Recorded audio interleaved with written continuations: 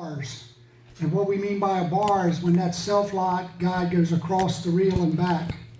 1, 2, 3, 4. Generally speaking, no matter what reel you're using, it's generally around 10 feet. If you really want to get extra precise, then just pull it out.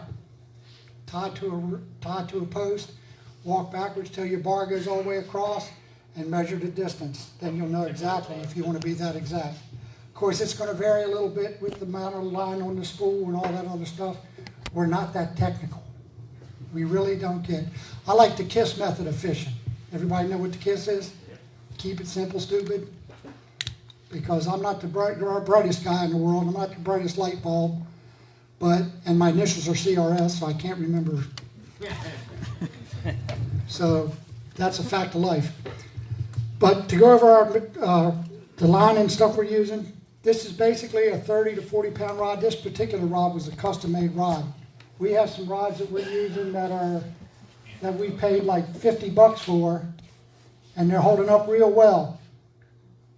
So you don't have to go high dollar. These customs were $200 a piece. The reel's running somewhere around $175. I have a question on your distance. Yes. If you're using a reel that doesn't have a level line, you have to measure it. You have to measure it. What happens, a lot of guys on the dock, especially around a charter dock, for example, on our dock down there, the poles are 11 feet apart. So you can tie to a pole, count 11, and they'll either paint it or they'll tape it. The problem with that is every time you break off, you have to go back and measure it again and get that distance right. Because what we generally do, well, we'll talk about that chart up here in a little bit. Depending on where you place your rod is how far back you want it. So it gets kind of to a point where it's kind of important. That's why when people ask me when they come on the charter, can I bring my own rod? Well, if I'm trolling, especially in the springtime, we'll put as many as 27, 30 rods out with the planer boards and all that stuff. Believe it or not, it's not as difficult as it sounds. In your case, if you're on a private boat, you only need 2 or 3 fish. You don't need to put 30 rods out. 10, 15. Just to give you an example, the guy that used to mate for me before Doug had a 17-foot center console Parker. He ran 17 lines off of it. Now he's experienced captain, mate and all that stuff, so I mean, he knew what to do with it. But the point is, if you haven't learned to use planer boards yet, they will increase your catch, I guarantee it. And it's not all that hard once you get used to doing it. It's really not that hard. And we'll talk about that as we go along. But to get to the, yes, sir. Hey, Captain, what do you mean by what's meant by a level line? Level load, level lined. What it does, it keeps the line level on the reel. It guides back and forth across the reel as you crank it in or let it out. Build up. Oh, yeah. One side or the Okay, other. right. So with that, it just. If you don't have the level that's line, you have to take your thumb and guide it to make sure you keep it level. And then, of course, by then you measure it off. And there's a lot of captains that will still, even with level lines, they'll still measure it off and tape.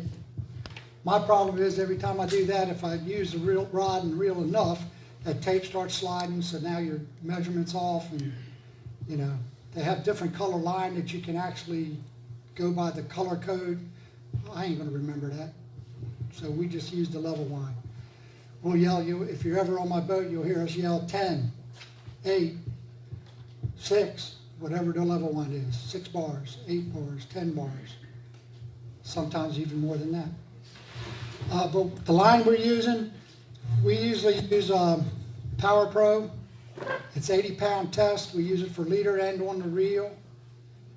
You can use less if you want. We used to use 50 all the time, but we have quite a few people that are really inexperienced, and they have a tendency to want to jerk the rod and yank on it and do stuff like that, or doing everything you're not supposed to do. So we like to use a little heavier grade.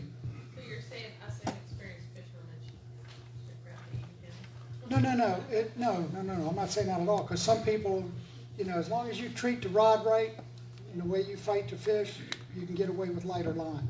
50 is plenty strong enough, especially if you have your drag set correctly. Everybody asks me, how do you set your drag? What kind of poundage? Duh. Hand tight, just so I can pull a little off of it. Put a little effort behind it and still get some pull.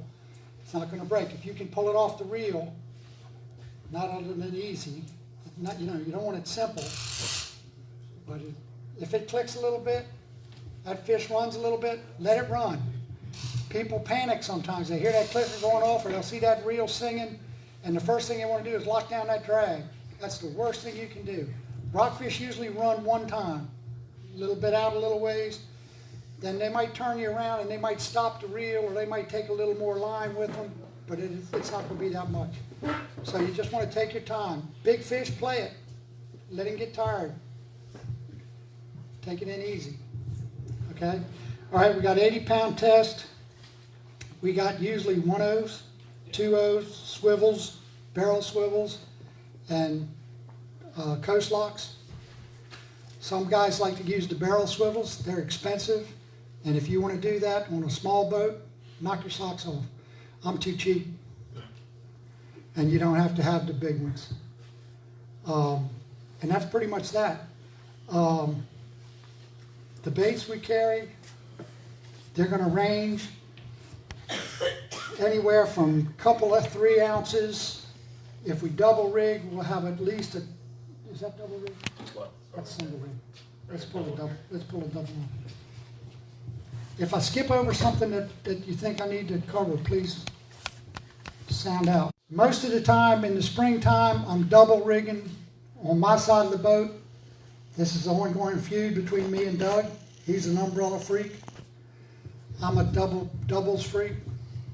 And he knows I outfish him every year, but he'll never admit it. He'll tell you different. But the truth of it is, in the springtime, we're pretty much dead even. Sometimes the first week or two, I'll catch the bigger fish on the double rigs than he'll catch on the umbrellas. Why are you liking these things? But then as the year goes by, quite often towards the end of the trophy season, the umbrellas will start working a lot better than the double rigs, and we'll have to change a few up. But generally speaking, on one side of the boat we use double rigs, and on the other side we use umbrellas to start out with. Can you, I'm sorry, I don't know, maybe you guys are more experienced fishermen, maybe I didn't understand what this class was about, but I don't know what the hell you're talking about. Well, that's what we're going to show you. Trust me, we start from the novice. Oh, okay, thank you. Trust me, we're going from the bottom up. Okay. Okay. That is considered one boat. Oh, it is? Yeah, one bait. It actually says bait. It does, so you Yeah. can shoot, okay, so you can have 4 bucks. All right, let's take those off. Yeah. All right, cool. And we'll show you. Say that again now. Keep us out of jail. So I have the bait that has a hook, and I have a stinger hook in it. That is considered one bait. Even though it's got 2 hooks in it, Okay. that's considered one Okay. bait. So, So the, If we were to put a third You can double hook that one. bait on there, but now, that would be illegal. yeah, okay. yeah. You're allowed 2 baits, but it's got, basically, that's one bait with 2 hooks on it. Yes, sir. So we're talking baits, not hooks. Correct. Okay, thank you. Very I good. did my best. For us new here, is it real easy to go over the rules, or the rules? They change every year. How many ounces is that? No, they really haven't changed much. Very little. The only thing that has a tendency to Well, has the- change a lot has the is weight the built in? sizes. Huh? And that's not a lot, but they'll probably change, not this coming year, it'll be the same as last year. The following year, they're saying we're overfishing these rockfish, so it looks like the regs are gonna change quite a bit, so we don't know what they're talking about. Could be closures for a period of time, could be size going up. They don't know what it's gonna be, but they are talking about it. All right, we have 2 baits. And basically, the first bait, the long bait, go backwards, if everybody can see. Okay, we basically have 6, about 18 feet on the top the long line On the light bait. on the light bait, the lighter size bait. That's going back about 3 arm widths. That's a T shape, like Doug's doing. The bottom one is about 1.5 to 2. That way you have some distance, so when that's going through the water, you're basically looking at it going through the water just like it is right there. So you got one bait below the other.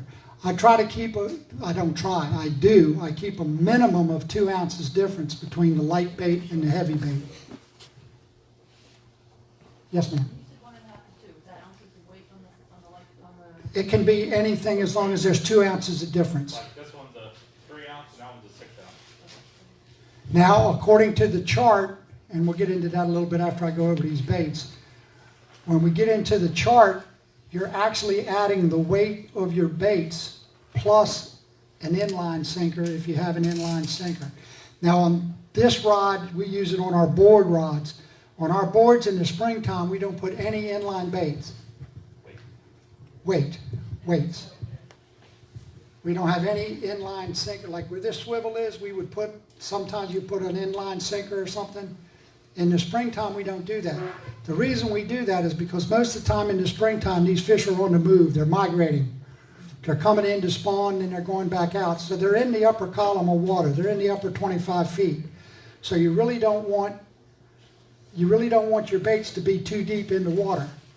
Now in the fall, it's a little different. You might be in deep water, but they'd be laying down on the bottom. We'll have as much as 48 ounces of lead on some of these and dropping them down. Can you go with a real light weight on the one you were showing previously? So you could put like an eel on there with no weight if you wanted to go with something really. Sure, and then like a second weight, just a, to get it down deep, you could have a big one, yes, and then you can go with something whatever you want. yes. I actually got one of them rigged up here when I'll show you. An how we umbrella run the rig deal. could be the trailer or whatever you want. Right, Yeah.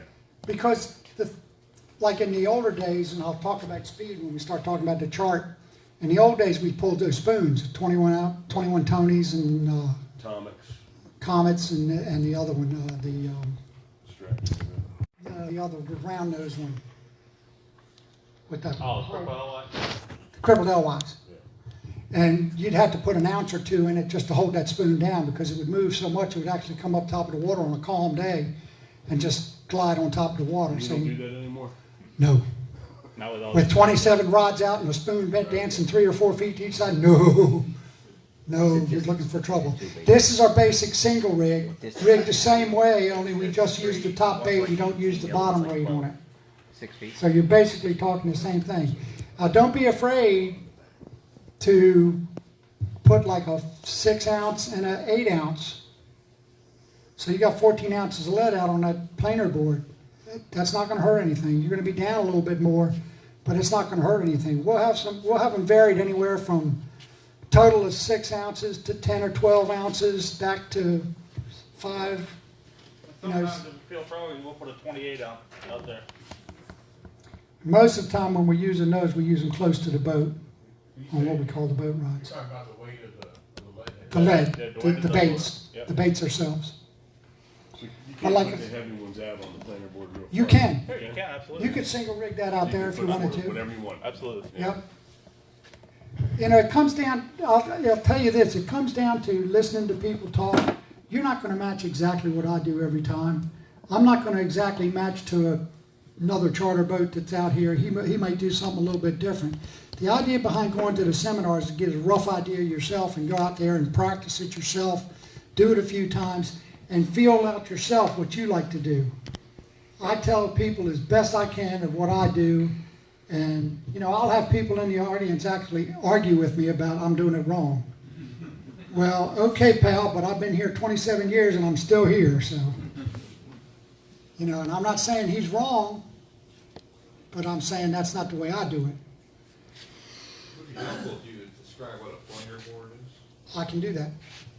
You want to show the baits first? Yeah, let me get into that when I start doing it about the speed and stuff, okay? Quick question on single baits. Is there any advantage to just putting one out there? Why would you not put 2? There is no Change- advantage. yeah, change Just something something different. You'd be Something surprised different. once in a while a single bait will hit where a double bait doesn't. I think it has more to do with pressure on the fish, like especially on the weekend. You know, you got this single bait floating down the board, and you got them umbrellas humming through the water, you got the tandems humming through the water, and all of a sudden that fish sees that single bait back behind everything else. And Yeah. a single bait, we do pull like 1 or 2 on the board, but I'll tell you where a single bait works. is off your deck rods, and you put it like 200 feet behind the boat. Put it up top or put it in the back and forget about it. Okay, looking at, just to follow up with his deck rods. The boat picture that you see up here, this is all what we call deck rods. They're rods that are right directly on the boat. A planer board is the boards that are out on the water and seen those long lines going off the side of the boat. That everybody likes to run over? In other words, coming off the boat on this side, we would have a line out as much as 200 feet. Most of the charter boats are running 200 foot on each side. So we're 400 feet wide out there in the trophy season. And we'll have 10 or 11 rods out on each side. Okay? The planer boards are made, what we use is like trout line that they use for trout lining crabs. And we tie it to the boat, then we drop that board out, and it mounted so that it angles and drives out, and you can't physically pull it in by yourself. When you're trolling along at 3 knots, there's no way in the world anybody in this room, or any 4 of you in this room, could pull that board in by itself while we're moving. And then we slide the lines out on the clip. We'll put the rod out as far as we want it.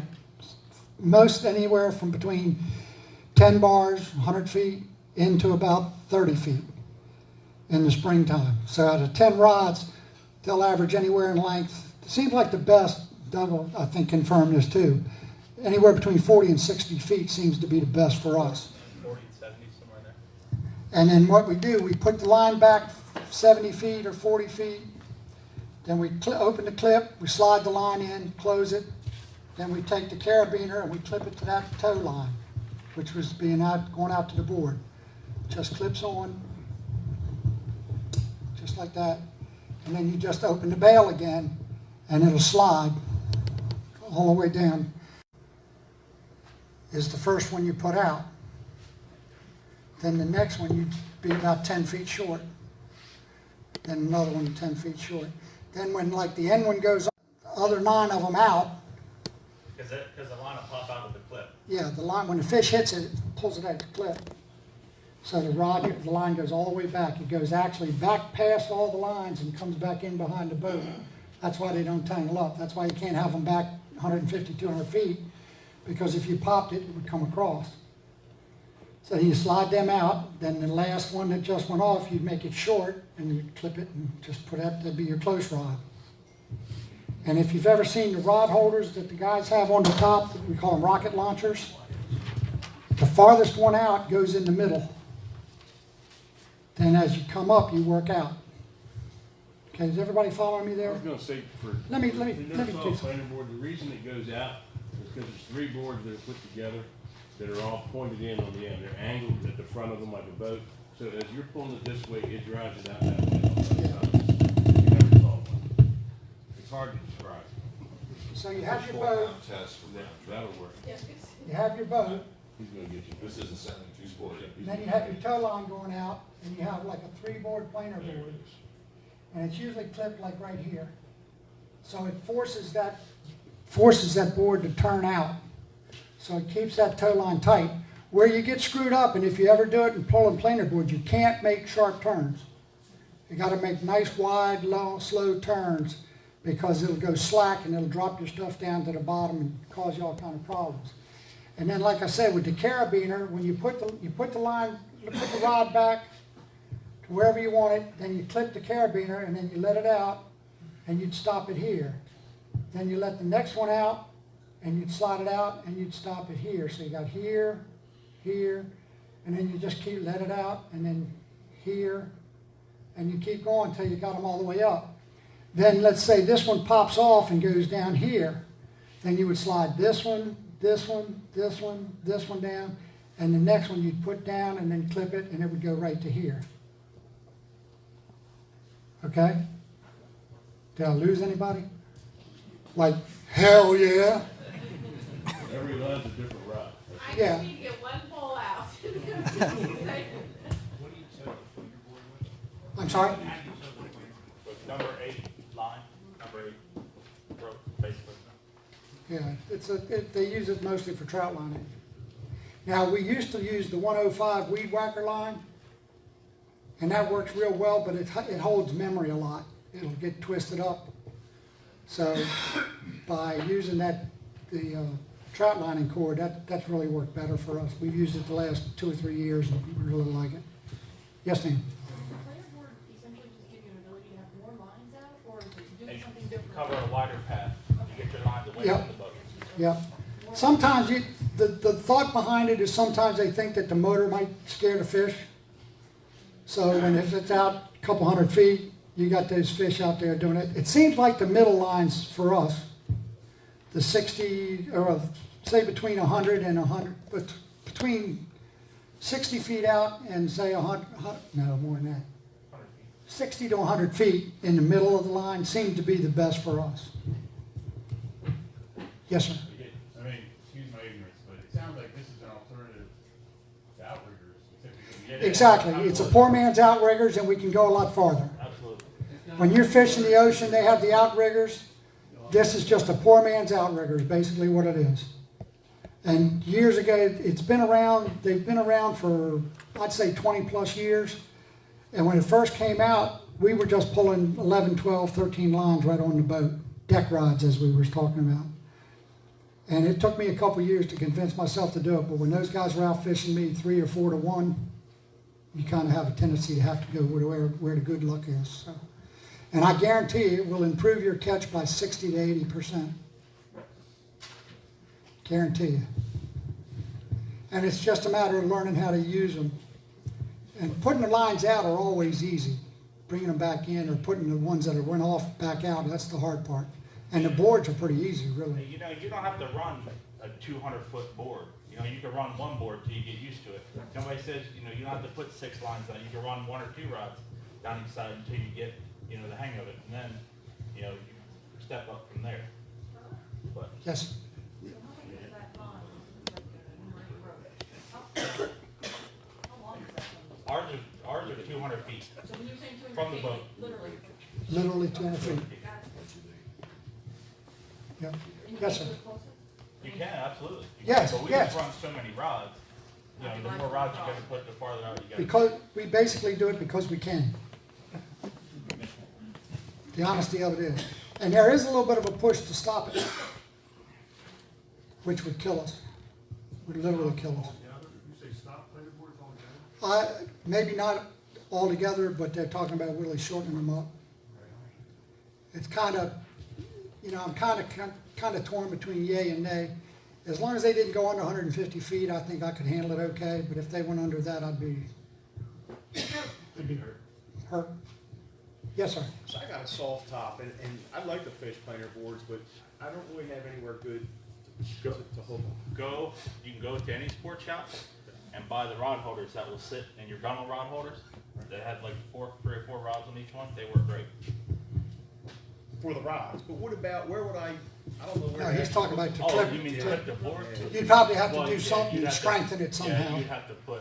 Have a brace uprights on it or made. something. Some of the guys on the smaller boats are actually bolting in a front arch or something and bolt it right to the body. I put a mast right in the middle of my center console. Yeah. Yep. You'd have to reinforce it some. Yes, ma'am. Did you see a flag on these things or something? How are other voters supposed to see this? And I'll admit we've hit 1 or 2. It don't matter if you have flags. You can have a flag as big as this house and somebody's still gonna run over that there. Because people don't pay attention. I'm telling you the truth. My boards are 33 inches long and 12 feet high, And it's 12 orange- inches high. And as bright orange as they can be with And a bright 3-foot orange. flag on them. And I've had people run between me and the boat, wide Take all your open. lines out, Me take- and the board, within 200 feet, wide open. Never slow down, go right through them. You. Why are you running, you know, our argument is, why are you running wide open within 100 feet of a boat anyway? I mean, because most people that hit them, they're running, you know, because they don't see them by the time it's too The late. reality of it is everybody, it's a courtesy I thing. guess, but- When you go out in the springtime, and I don't care if you're just pleasure boating or if you're out there fishing, you got to figure that every single boat out there has those boards out and they're 200 feet wide. If you travel in that respect, With that thought in mind, you'll never have a problem. And the thing is, you gotta physically look for them. And you're restricted in your That doesn't matter. You are. That's, You are, but it doesn't matter. you are, but you're not technically. Technically, by law, you are not restricted by maneuverability. The only ones that are restricted by maneuverability would be a fishing trawler. Heavy, big, super big equipment, they're restricted. Technically speaking, when you're pulling planer boards, they say fishing equipment, but that doesn't classify as their fishing equipment. So that's a fallacy. Trust me, I've bumped boards with other charter boats. I've made 90-degree turns and cussed a lot. Been cussed a few times too. That's probably worse than getting them cut off, isn't it? Yes. Not him. Yeah, it's not fun. It's not fun. Okay, any questions of the tackle for the trolling stuff? Oh, let me show you a couple of the heads. Just hold up a couple of these baits. We got different kind of baits that we use, different heads. This one in particular is called a alien head. You're welcome to call it and get a closer look at these sometime when you want. They're alien heads. Looks like a boxing glove with big eyes. The other thing, when we go to buy baits or make baits, Doug actually ties some.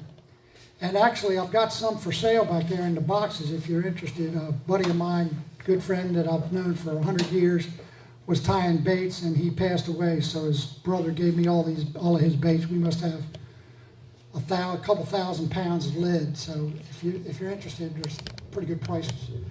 But anyway, that being said, alien head like this. What I usually like to have is glass eyes. It can be like this, it can be like this. You see the colors, I like to have like 2 colors. Usually this one doesn't have a second color, but on the chin, which would be the underside here, I'd put a dot of red or something different. Lime green, anything. Orange, something different. I like a second color on them. The bullet heads like this, same thing. We usually have a little something underneath. Doesn't have to be, doesn't absolutely have to be, but I just personally like it that way. But the glass eye is considered better than the plastic or the tape-on jobs. I like the glass better.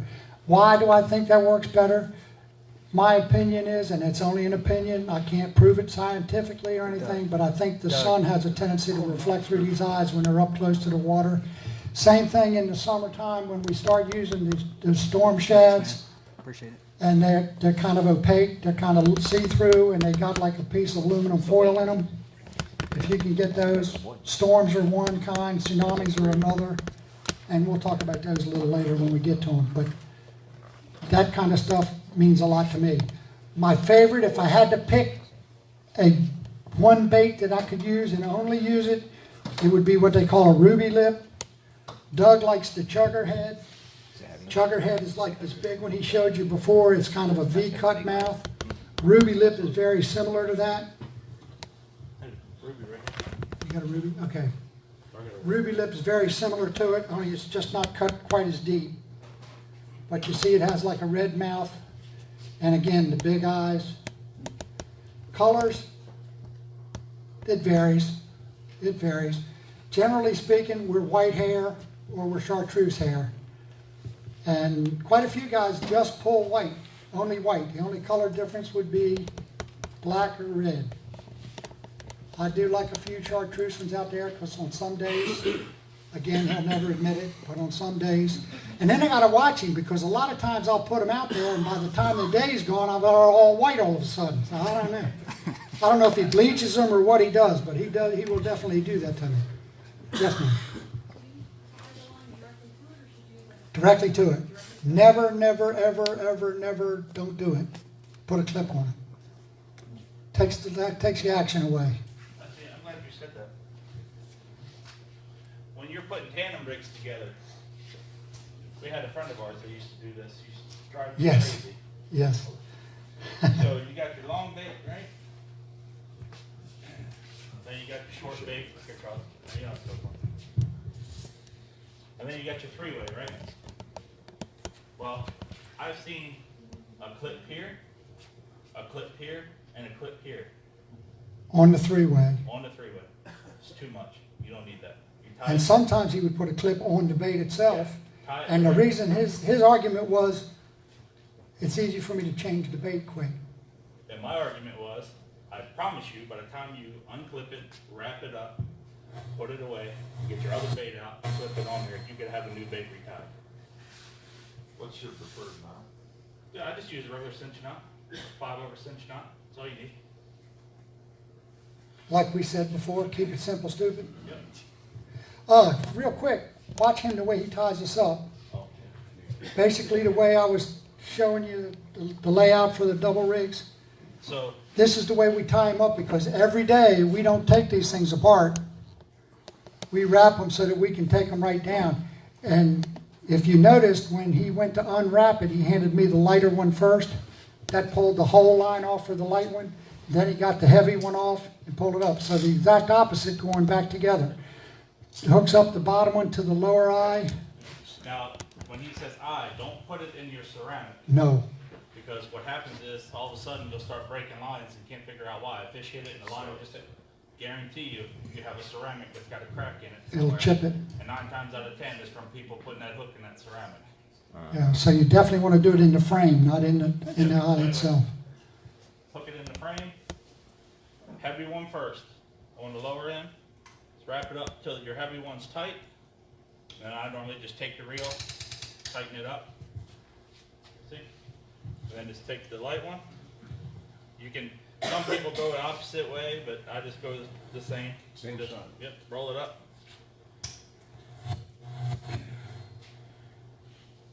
And then they just clip right there. Okay, and then we just hang it or set it on the floor for the next morning. Now, 'Cause when I go to take it off in the morning, unhook that, or he will unhook that one. Throw it in the water, and as it, here. And if as it's it- not raining. Yeah. And as it peels out, it'll just go right on to the next one. Then just grab your heavy And you one. just drop it in the water, it keeps control of it. You don't have all the knots on the floor. It's already laying back there, you drop the bottom one, it drops underneath, falls back, and you're ready to go. So Yes. the heavy one is about 6 ounces and the light one's about 3? That can vary any way you want, as long as there's 2 ounce difference between the little one and the bigger one. Okay, 2, and about how much Now, distance? don't hold it to 2 ounces, because you put a 3 on the top on the lighter one, you can put a 5 or 6 on the bottom one if you want. Right. You know, you don't have to, it doesn't have to be only Gotcha. 2 ounces. 2 or 3. I'm yeah. saying a minimum of 2. Gotcha. And how much distance between the two of them should you have? Basically, it's about an arm length and a I'd half. probably say 5 or 6 feet. Okay. Yeah. Now, umbrellas are easy. Just unclip them. Now, I run the umbrellas, sometimes, I don't run them all like this, but sometimes I like to put a double out there on the umbrella. And yes, they have a lot of drag and a lot of pull, but it's not my problem. When they fish, you pay for the bite, and a lot of times it works. But I'll tell you something about the double umbrella. When you do get to catch a fish on here, what it does, it trips the umbrella. So your regular umbrella is thrown into the water, right? And you have one hooked up in the center, like this one, and a fish hits it, and now you're fighting the fish and the umbrella frame. Follow me? When you got a double, when that fish hits one of these baits, you're just gonna it's gonna trip it like that. And you're not gonna be fighting the cage. It's just gonna be. But here's the problem, when you get 2 of them on at one time. And then I've seen some grown men cry, I heard. Absolutely. And we just laugh, get the damn fish in the boat, you sissy. Absolutely. So you could make that umbrella the trap. I'm sorry, I didn't mean to. Go ahead. When you do the double umbrella, are they the same weight and the same length? Yes. Okay. Yes, I was actually. Length isn't real important, but we try to make them the same. What I normally do, when you're trying to get your distance for your line, make it the length of the frame. Just take the line off the spool, go the distance and cut it. And you can't have one longer than the other, because then they'll be twisting together, but if you keep them short. Just a second, we get him over here first. No, you're good, you're good. What's the science behind the umbrella? It's just a teaser. School of bait fish, and those fish trying to catch that, and then the bigger fish eat. During the fall and during the spring and the fall, Sometimes it makes a big difference than just a double bait. Just a second, let me get him first. Can you do, that on tandem rig, put that umbrella rig out back? The top? We don't. You don't do that? A lot of guys will put a, like you said earlier, put a hose on the top one and like a shad or a parachute on the bottom. Right. I don't do that either. I don't like it. Are you talking about running the umbrella on the top and then just I've a actually single done bait it both without ways, ball? but I've caught fish with an umbrella on the bottom before on a tandem. But no, I'd take it on the top mostly. Just, Like I said, it's to each its own. If it works for you, then go for it. We usually don't do that. In the springtime, we will occasionally run red hose, especially like late May, when the mayworms start coming out. Sometimes you can't get them to bite these shads quite as well, and they'll bite a red hose or an orange hose, little pencil eel hose, and we'll put a, I got one rigged up. yeah, we'll show that when we get to that point. Okay, yes, sir. I don't mean, I'm not jumping ahead, but No, you told the depth, I mean, of what, we'll get to that in just a second. We'll start talking about speed now. Okay? Any other questions about the baits? What are we doing? So what are these called? Generally? is it- Parachutes. Parachutes? Okay. Parachutes. And like I said, there's all shapes, sound, colors. Get them anything you want. We prefer, if I had to pick one, it would be white with red lips. And then when you say shad, is it that the little fish? Shad's the rubber. The rubber Oh, fish. let me do something real quick. Okay, and then what's a bucktail? I don't. Bucktail's actually a deer head, deer hair. Deer hair. And we got away from those, and the reason we got away from those is because the water's so dirty. With the deer hair that was collecting the dirt, it was turning them brown, and they wouldn't last long. You had to keep washing and washing and washing. With the synthetic hair like this, it doesn't hold the dirt near as well. Since we're talking about that part of it, when we come back every day at the end of the day, the first thing we do, Doug wraps them up, puts them on the rods like that, and he'll take the hose and he'll power wash them, just blow the heck out of them. Then he'll take a comb or a brush and he'll brush the hair straight. Every day. When he puts them away, they're already dried and they're hanging just like I say. And every day morning when we come back, they will be perfectly ready to go. And what happens a lot of times, I don't want to do it with a Teflon. Sometimes after you wash them like that, might have a little soap in it. You know, once in a while we'll put soap on it if they're really dirty, but not very often. We don't like to put anything in it. Sometimes they'll be a little sticky and they'll be kind of clumped in clumps like this. Like this. Well, if you take your hand, just roll them in your hands and let go like that, and it'll fluff it right back. It looks like it's brand new. And while you're on the boat, if you catch a fish on one, a lot of times that blood gets in the hair and it mess it all up and get it crinkled up. Does it matter? I think it does. I'm pretty particular about my baits. I comb them out and, you know, but if the hair is all wrinkled up when you're on the boat, on your boat, I get kids' hair detangler. Spray it on there. Take my comb, lay it up on my leg. For those of you that have kids and have ever brushed out a little girl's hair, you know this stuff works. It works the same way on these hair. Tell my wife I can catch fish and do her hair all on the same day. Yep, absolutely works. Yes, sir. You said, when we come in, we, but it sounds like it's Doug doing all That's right. It's always we when you're on my boat. God bless you, sir. At least I I used to work a lot. Now I just go, Doug. Tell you a story along those lines. We go out, I come on the boat one day, it's raining like cats and dogs. And I'm walking out on the dock, and Doug's all in his rubber gear, and he's all setting up, and he's on the back of the boat, and he walks over, he says, are we really going today? No wind. Okay, wind's the enemy to me. I said, yeah, we're going. He said, we're really going in this rain? I said, yeah, it's dry in the cabin. finish the story. Okay, so later on in the day, it's a little chilly outside too, so it's got heat on the boat, so the door's shut, and Doug's on the back of All the the boat. windows fogged up. And I'm sitting up there in my sweatshirt like I normally am, laid back and watching, and I look over at the rod on the side of the boat, and it's just, so I walked back to the door, and I knocked on the door, and I said, Doug. Do you think He said, at least you could have done was open the damn door. I said, no, it's cold out there. It's not as bad as it sounds, but it is true. Especially from inside the cabin. That's it. Well, we had Age has its fish, so I was privileges. in, and, you know, of course, you can only see this much of my face because I was in rain gear, and people are inside. I just heard this rattle in the window, and he's like, Hey Doug, Yes, sir. what if you do get like like I have one that it's got some kind of stain on there, I can't seem to get it Retie off. it. Just get Cut it off and get somebody to You tie can it for you try, you again. can try OxyClean, but what I found with that, it chips the paint up. You're better off just having it retied. It costs you probably $6 to have it retied. I retie all mine, or all of ours, every year. If we catch one and the hair gets messed up and whatever, I'll take it home that night, retie it, put it back. I mean, I'm pretty particular about it. Believe it or not, keeping your hair straight, I think makes a big difference. You know, but, while we're talking about that, and even while you're fishing, everybody know what sea jellies are, and little jellyfish that we get here in the springtime. These baits are pulling along, and them jellies get caked on these baits sometimes. I mean, if your baits are dirty, you're wasting your time. I'm true believer. You can ask him. I probably drive him crazy. If I go an hour without getting a bite, my mind starts, what's wrong? He will literally pull 27 rods in and reset them again. Not all at one day. All day long, if he has to. But now it's something to keep in mind though, doing that.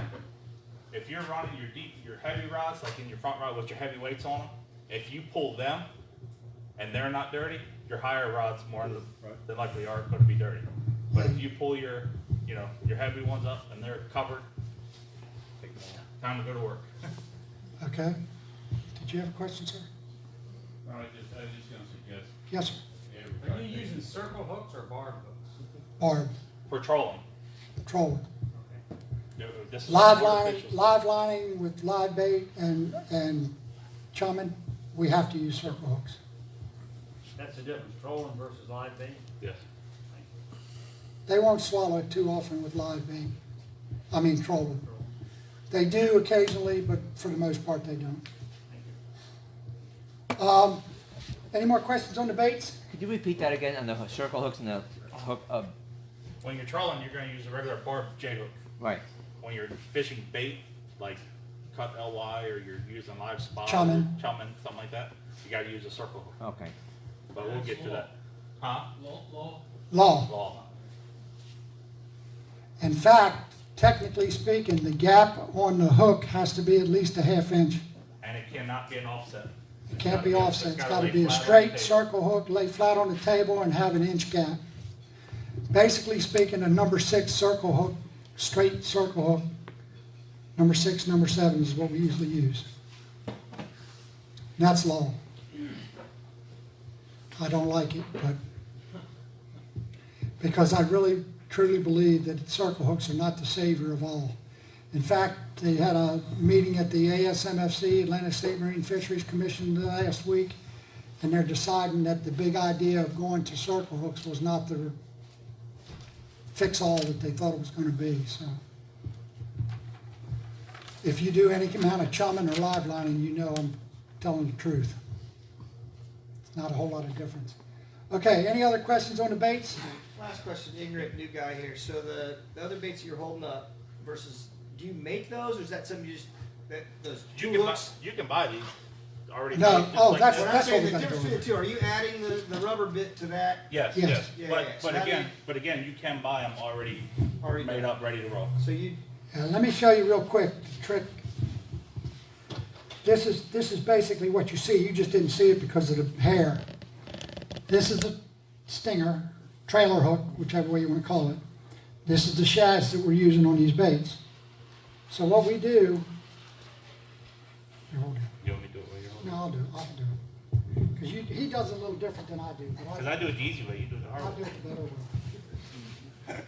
Easiest way to do it for the novice, as far as I'm concerned. Doug does a little, puts it on, twists a little bit, and does that stuff. I don't do that. What I do is I take the bait, and I'll butt it up on the hook. And where the hook starts coming out of the fish, starts to curve up, I'll mark that with my finger. And I'll take the trailer hook, hook down, right where that comes out, And what I like to do, I like to keep it as shallow as possible. In other words, I don't want to go down halfway down the body of the fish and come back up. I want as much of that hook exposed as I can get without tearing through the fish. So I put it in, I'll push it up, I'll kink it a little bit, come back out the middle of the body, push it in.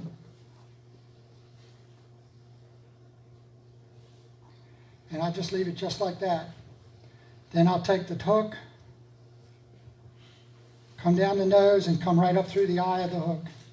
What you got to make sure you do when you buy these trailer hooks is you got to make sure the eye is going to be big enough to fit the hooks that you're using as baits. Otherwise, it's not going to come up through. So it comes in, you push that back up on there, and now you got your bait. And you got pretty much the whole hook exposed. 9 times out of 10, they're going to catch the front hook, but occasionally you will catch them on the back, and that's when you really got to be careful when it comes to netting the fish. Okay? De-hooking it too. That's pretty much it. Be careful with these, because when you're trying to put those hooks on and put that hook through, you get this other one in your hand. You know, the hooks are sharp, so you got to be careful.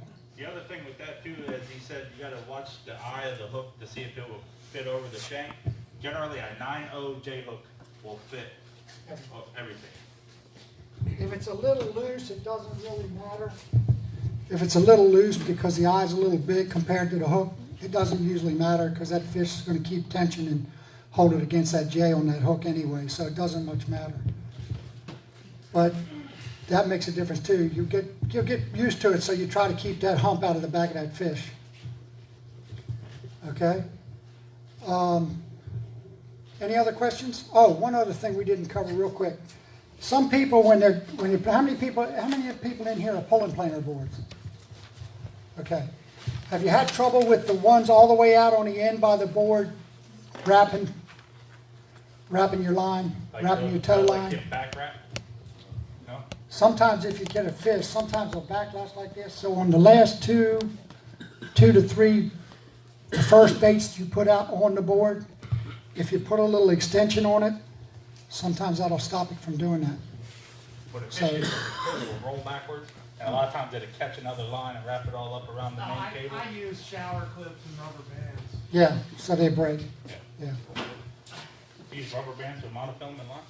Yeah, I got them from Amazon, this whole variety pack, and there's ones in there that are perfect.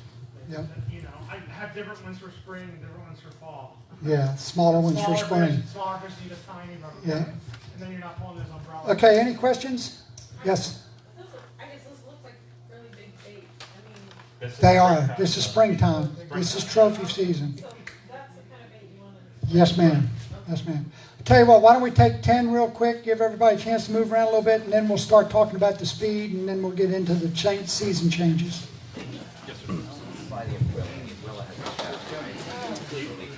Yes. Or you can buy the whole thing. You can buy the whole thing. What's the advantage of it? Gotta buy the well. Here to do battle. There's the umbrella.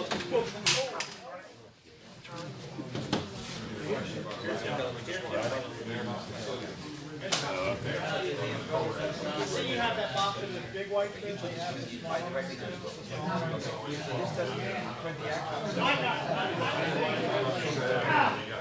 don't have any white ones, and I don't think these work as well. These, I like the green ones.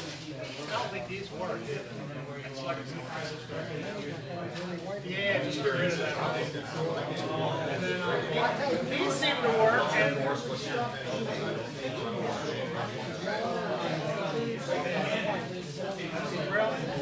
yeah, I caught the fish last year on the sparkling lure. Right.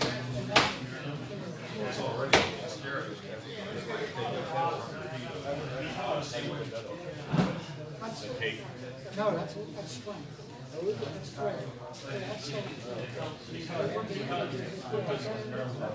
hold the hair. Okay, so what I'm saying is this one. What I'm saying is, we don't And need then what they the usually do freeway is put like, with well, they us. just, and what they usually do is take like fingernail hardware, crazy glue. You know, they might wrap.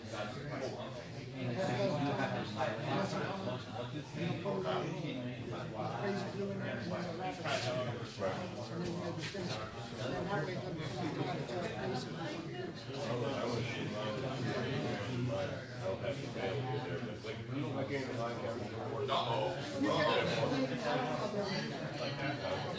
doesn't come out until it's just so much easier there. That's fine too.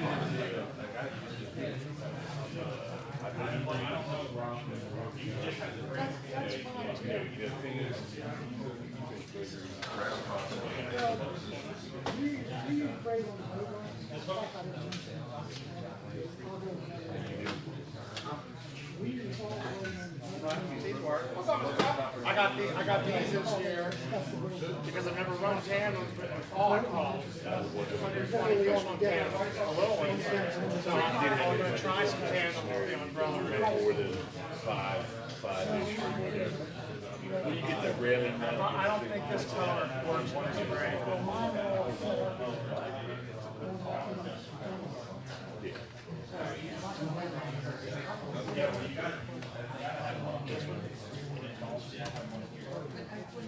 What I need is to get one of the big white fish.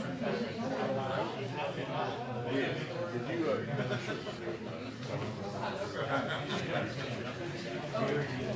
he sold out he sold Yeah. I went so far, when I was 6 years old. I'd like to get that trail way back there. That was the one he put in was worried about. Yeah, see. This lure's not far enough. I do well. I've got a really good long reach knife. These guys good like this for tandem rigs? Yeah. All right, and this is a good one, isn't it? I'll tell you what, I don't like the rubber as much as I do the leather. Oh, okay, right. Yeah, so in other words, but it's better if it's like this. The potential is there. So in other words, instead maybe make my own tandem, run something like this with a, maybe, can I get a couple of those big white ones from you? Oh, you have?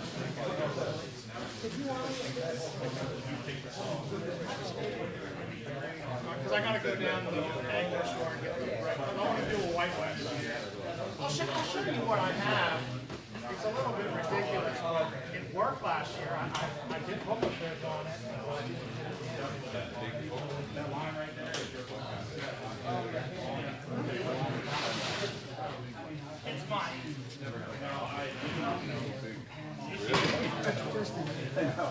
Unfortunately, it's all the way at the bottom. You realize these don't look that big anymore. This is the new one I bought this year, which is like the one that you guys are using. I am going to put skirts on these. Just move here. And you have fish on here too. Yeah. I mean, it doesn't matter. And I'm going to put skirts on it.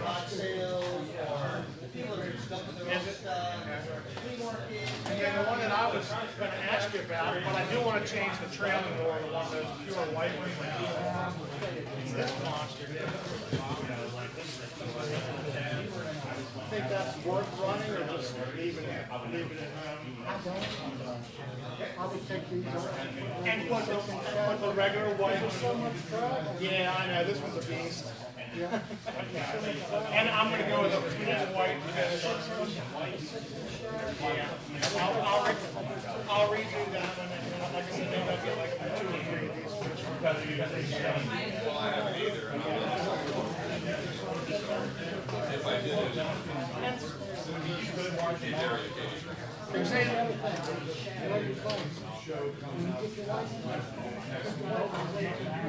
yeah, right. I had all brand new seats last year. I had a big green stain on the seats. But you know, the sun was there. And I'm said, don't throw the dirty white ones away, right? They won't work. And I wouldn't use, I'm not going to use these either. This dark color? Oh, okay. Because it's smaller, it works.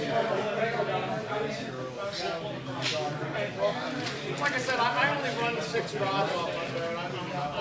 And 6 rods. Really? Because I was thinking of adding them here, like, and then put the skirt on them.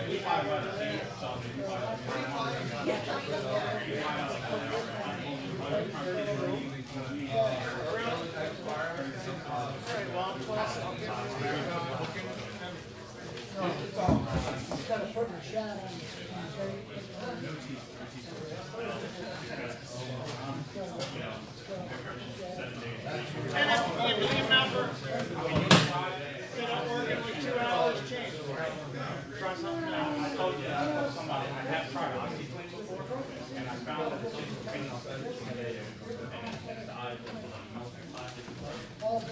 yeah, oh yeah, last year was horrible. I know.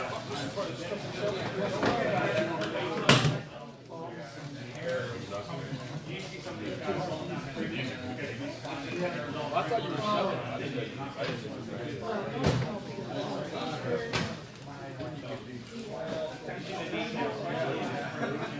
Is that it? Like, this works great with fall. I don't know if it works in the spring. That's because it's smaller.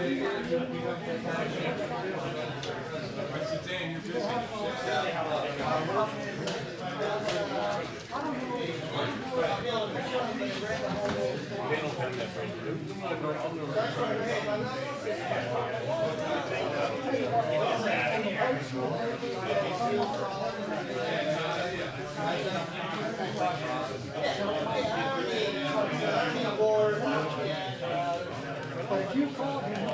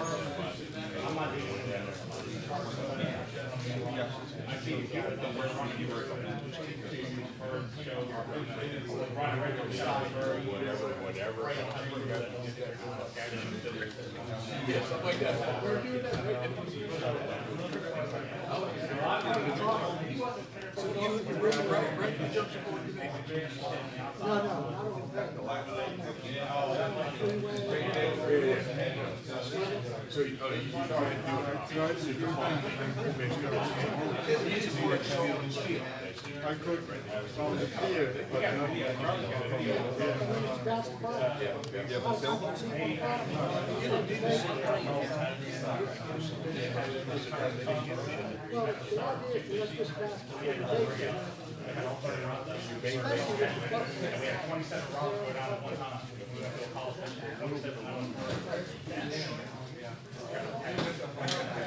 Yeah.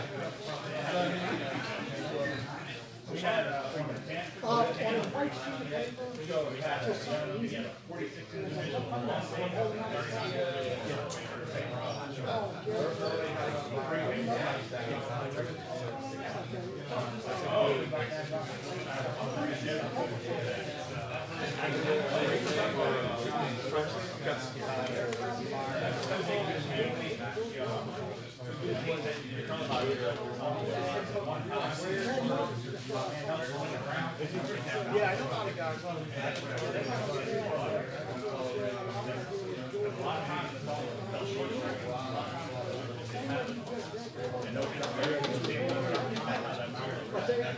We'll talk about it. It's all they can do to shake them. You got 2 months of that. Ain't that right, Bob?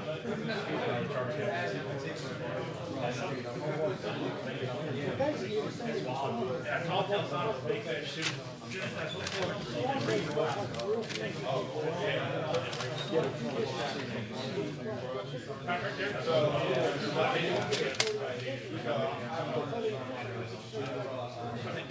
The first one we had, first fight we had last year, first one we caught last spring. All tackle right there.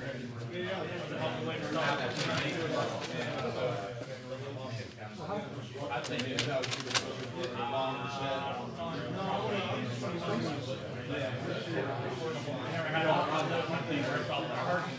I had my back to it. I hit it so hard I heard it come out of the clip. I heard the clip. I just, I'm used to the weed whacker.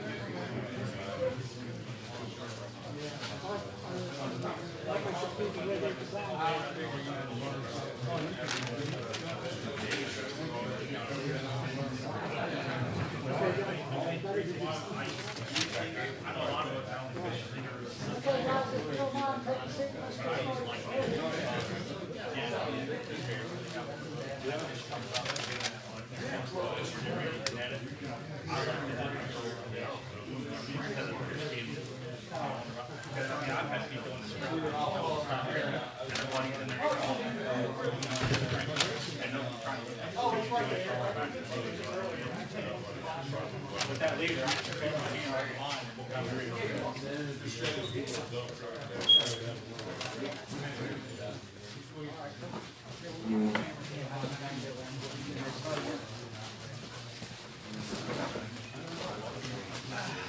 Got about 43 people. Good, good, good. Take a few.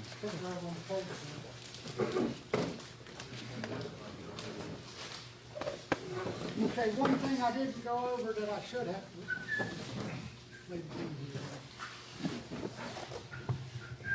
Sometimes I get to doing these seminars and I start jumping around. If I jumped around too much, I hope I didn't confuse anybody. But one thing I did forget to talk about, we showed you all our monofilament lines that we use out on the planer boards. On our boat rods, which is basically what we have is set up on the screen up here, is we're using braid line. We're using 80-pound braid on that. Then our leader is going to be the 80-pound mono. And we'll get into that a little bit here in a second. But this is 80-pound braid, Spectrum? Power Pro cord here. That's 80 pound. And then the monofilament that we have on the bottom, same thing. Cap, could you repeat that? The line on the wheel is what? It's Power Pro. The line on the reel is Power Pro. Great. Braid. What pound test? 80. Okay. And the monofilament that we use for leader is also 80 pound, but it's monofilament. How many years do you get out of your braid? Change it I every change year. it every year. Once a year. I tell you something that you can do. Now, we fish every day, so it's a little different.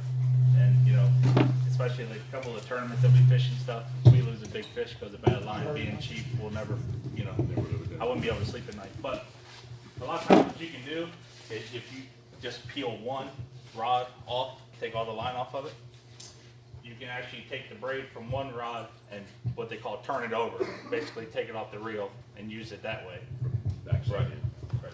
Saves you a lot of money, but as much as we use them, and we fish a tournament like the second week of the season every year, if I ever broke a big fish off because being in that tournament, I would not forgive myself for not changing that line. So it's expensive, but I just as soon do that.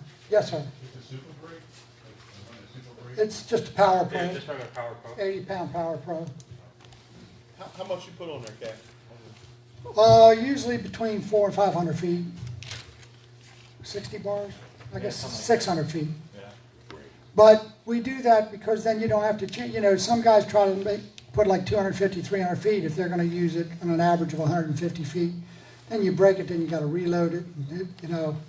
At the beginning of the year, I just as soon load it up and have it ready, and then if I have to cut anything off, or if we get a bad spot in it, I can cut it and just let it go. Especially on the Power Pro, because most of those lines are close to the boat. Yes, ma'am. I'm just wondering, kind of one thing I wanted to walk away with today was just a basic setup for us, like what we should have. That's what we're getting ready to go over right now. All right. Thanks. Okay. Yes, Captain, sir. at the beginning, you talked about the Power Pro 50-pound test. Was that for the? You can use either or. Okay. You can use either or. If you're experienced enough fisherman that you know you're not going to be yanking and janking on it and all that stuff, 50 pounds plenty for most people. Some guys go as low as 30. Right, I see. But I'm saying for my business and being where, people with that, they get tired and the first thing they want to do is jerk things. Or they have all their buddies in their face. Come on, crank. Yeah. Right. So we like to have the little extra strength. So will the 50-pound versus the 80-pound, will that change the 10 feet per? No. No, it doesn't change it that much? Okay. Basically what you're doing is that's to keep your spread separated enough so that you're not going to get tangled up with each other. Mm-hmm. So it's not, there's an exact science. I'm not that particular. Right. And neither are fish. Uh-huh. Right. Okay, any other questions? I forgot to cover about the braid, but that's what we use on our boat ride. Okay. Can I steal you for a second? Absolutely. All right. Basic, not just yet. Basic setup for 6 rods on a boat, right here. I'm sorry, I'm getting ready to jump ahead of myself again. What you're looking at, if you look at your sheet that we gave you, this is a basic setup for 6 rods on a boat. Now you'll see there's a gap between 20 and 24 ounces, 16 and 20, 12 and 16, blah, blah, blah, blah, blah, blah. That's basically based on time of year, what depth of water you're fishing in, and all that kind of stuff. But that's a basic idea of 40, 50 foot back on the side rods, and they're both sticking out to straight. They're the ones up for the front of the boat. When you put your lines out, you start at the back and work front. In the springtime, if you're only going to put 6 rods out, I would basically go with 0 to no weight, 4 to 6 ounces. If you double that and you're about 200 feet, 150 feet, you can go a little further if you want, a little less. But that's a basic setup to get you started. That's what I've used for 100 years. Well, I'm only 27, so I guess that don't make sense. But anyway, I've used it for a long time. And it's all relative, okay? It's all relative. That gives you an idea of what we're going. Now, we got the planer boards out now. We got all those out. Now we're putting out our boat rods. We start at the back. We put those back however far we want. And basically, you see that we're varying by 3 or 4 or 5 ounces to each side of the boat. Now, what happens is, let's say you put that spread out on the lighter side of it. In the trophy season, that's probably the best thing to do because like I said before, these fish are moving in the upper column of the water. So the lighter side of those numbers are probably the side that you want to do. We always, always, always, on my boat, put a 20-ounce lead out on the passenger side of the boat. Mine's a left-hand steer, so I'm sitting on the left. So that first rod that's hanging out my side of the boat on the starboard side is 20 ounces of lead about 40 to 50 feet back. That's my speedometer. I watch the angle of that rod all the time, the way that line lays on the water. I will guarantee you, as much as you put these lines out, as much as we talk about distances, weights, sizes, colors, all of that, 90% of this job, as far as I'm concerned, is maintaining your water speed. Trolling, obviously. The reason I say that is because there's 2 different speeds. There's water speed and there's ground speed. Overground is your GPS. So if you're in your car and you're doing 60 miles an hour going down the highway, you're going to go 60 miles in an hour. If you're on the water and you're doing 60 miles an hour and you're going into a tide that's running 2 knots, you're only going to go 58 miles. But your water, if you do 60, your lures are actually working at 62. Everybody follow me there? No, So whatever the tide's running, of course. and right. you're running into it, Right, right. is added to Gotcha. Yeah. what your ground speed is. Your lures work at water speed, not at ground speed. So people ask me all the time, Charlie, you catch so many fish. Why do you catch, what is your speed? Well, my speed is based on wind, current, and angles. Cross tide, with tide, into tide, all varies. That's my question. If you're fishing a tide, are you going against the tide, with the tide, crossing the tide? Yes. Yes. All of it. Figured that was the answer. That makes it, that kind of simplifies it, don't it? Yeah. That's what we'll get into it. Okay. How do we know what speed we're doing? How do we know our lines are working right? How do we know that bait is kicking its little tail just like we want it to entice that fish? It's all based on the angle of this 20-ounce rod that I use. And basically speaking, when this rod is sticking out the side of my boat, like now, can you use it? What do you need me to do? Just hold this rod. Hold it up. Oh, hold the rod. Okay. It might be easier to hold it up towards the tip. Okay. This rod is hanging out the side of my boat at a 90-degree angle. And it's roughly hanging at about a 45-degree angle, okay? That tells me I'm right on the speed. On my boat, if I'm sitting in my seat on my boat, I'm over here and I'm looking at that line, I have a handrail that comes down my collar board, and right at the stanchion where the canopy comes down, I have a square from the handrail to the collar board to the stanchion. And that line will cut that 45-degree angle on that little box right in half. So it's right about 45 degrees. Okay? Now, if I'm going across the tide, and that's how I generally start out, I'll put the boat in gear and I'll go out straight out. I'll go right out front here in the trophy season. I won't go any further. I'll go straight out front. I'll hit about 30, 35 foot of water, depending if I think I see anything. Put the lines in the water. By the time I get out to the edge of the channel, we should have all the lines out, or Doug should have all the lines out. Other than that, a little slower in the spring, but I cracked the whip. You know. But by the time we get out in deeper water, we should have all the lines out. Hopefully, before I get out there, we'll get a bite on something. Okay, first thing I do, generally speaking, when I get out of the seat, and I usually help Doug put some of the rods out, at least the boards anyway.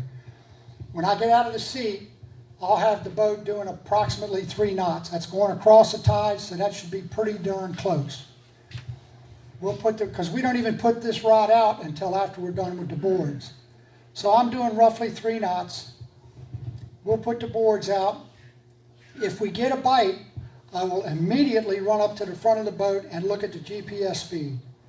I will see that the degrees that I'm going, if I'm going straight into the east, I will look at the speed of the GPS, and that might be 2.7, it might be 3, it might be 3.2. But if I get a bite or I get a fish on, put it in the bank. Going across the tide, doing 3.1 or 2.7, I got a fish on. I got a bite. So that's telling me I'm close. Tells me I'm in the game. All right? By the time we get the rest of the rods out, we might get the fish in. If we don't have a bite, then you're starting to look. You're starting to hunt. But I get out there, then I'll start maneuvering around. But no matter what angle I change, every time you change the angle, you change the speed. Might have to rev it up a little bit. Might have to pull it back a little bit. But as long as that 45-degree angle is cutting that square just right, I know my speed is in the ballpark. Yes, sir. Captain, you got the spreaders, not the spreader, the planer boards rather. You got them coming off to the side, correct? Yes. So, but you're talking about a 45 off the reel? Off the tip of the rod. Not on the planer boards. These are the ones on the deck. Oh, the ones in the back of the deck? Yeah. I mean, No. So our boat's kind of set up just like that. So these two rods here, in the very front, your heaviest, are one of our heaviest rods. They have planer 20 boards. ounces. You got a planer board? Yes, but these are not on the planer boards. Oh, okay. These are on the boat. These are These on are the deck Okay, rods. Right, so when you're Off talking deck about off the deck rods, they Has want to be nothing about a do- the 45. Yeah, the planer You boards. can't read the planer board rods. Okay, right, okay. You can't do it. Okay, that's what, okay. So that one rod, that's the only rod I pay attention to. All the rest should fall in line regardless of where I they see, at. right. But that one rod The deck is rod where- should be about a 45. Right. Gotcha. And And that's basically what he's usually- saying is, find a rod, on your boat and never change. You know what I mean? Find one. You look, if you're running a heavy rod and you get a bite on your boat, you say, okay, that's. Okay, for example, you might have this rod sticking out at a 45-degree angle, that one's at a 90-degree angle, right? All right, because your boat's short and it doesn't, see, my boat's 46 foot, so it cuts the boat, so I can see where it cuts the boat. On your boat, it might be so low to the water that you don't touch the boat. Your line, you can't see the line touch the boat anywhere. But at some point, it'll cut that rod. You know what I'm saying? So if I got another, let me get another rod real quick.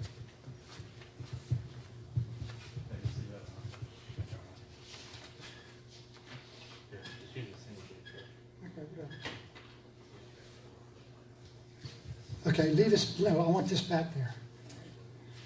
Take this one, just give me the rod. You don't have to take it apart. This one. Silly. So put it back together because it's easier to handle. So, on your boat, you got this one sitting at a 90-degree angle. You got this one sitting at a 45. Okay? And it's laying back this way. Okay, see where it So cuts is in at this this on side? the transom, in the back? Okay. This one's sticking straight out. It's probably up about a 30-degree angle or 15-degree angle, but it's straight out the side. Am I confusing anybody? So when that rod's in the rod holder, it's about like this, but it's straight out off the boat. This being the boat. Okay. Now, when that next rod here, you got it at a 45-degree angle, sitting here like this, and that 45-degree angle cuts between this eye and this eye. See my point? That's how I use it. I look at the eyes of the second. And so you want about a 4-inch gap so that you know what to look at. Like I said on my boat, it's about 3 or 4 inches. So you get it, you get an idea. It's a rough guess, but it gives you a starting place. See what I'm saying? Everybody understand where I'm going? The rod holder, right? Okay. This is in a rod holder. Right, now, but you can have a rod holder coming out the side of the boat or in the back of the transom, right? This is the next rod. This is first rod sticking out straight. This one's the middle rod coming down the side. Then you have another rod back at the back. Most of them have 3 down the side. Okay. All right, so this is the middle rod. Okay. And that's cutting that rod. It doesn't matter what rod you pick. I got you, but the rod holder is pointing, is the rod perpendicular to the boat out the side? This one is. Perpendicular. This one is. Okay. This one's at about a 45, so that's at a 90 straight Got out. you, right, okay. This one's like the pointing diagram, like a okay. 45. Like the diagram, And okay. the one on the back's going to be pointing straight back. Right, but up at a 45. Yeah, but it's sitting in a rod holder. Right, okay. When I say 45, I mean it's not square out. It's Got you, firm. with respect to the side of the boat. And then the one on Right. the back is this way. Got you. So you got this one coming off 20 degrees. It's cutting between that second rod. Now don't change rods on me. That rod stays there. This rod has to be the same rod, or at least the same distance. Then the rest of them you can do whatever you want. Did everybody understand where I'm coming from? Everybody got me? Captain? Yes, sir. I think what I'm hearing you say is this is your mechanical solution to figuring out water speed versus your GPS speed. Correct. Again, it's a rough estimate of where you think you should be. Correct. If your boat has a water speed indicator, that would be another way of looking at it. Yeah, I was going to get to that. Okay. Some of them, go ahead. And just to clarify, using that biggest, heaviest, at 20 ounce to do that calculation. And that's the sinker, that's the torpedo lead. Yes. Between line and leader. Right. Yes. Okay. And it doesn't necessarily have to be 20 ounces. It's just what. No, but I'm just, for this Right. example, Right. that's the money. Consistency. Right. Right. I'm just saying, if you have 20 ounces of lead hanging off the side of your boat and it's hanging at a 45-degree angle, I don't care what boat you're on, it's going to be right, pretty close. You see what I'm saying? And like I said, fine tuning is when you catch that bite or when you catch that fish and you look at everything. The first thing you look at, the angle of that line that's off of that 20 ounces. The second thing you look at is your GPS speed over ground.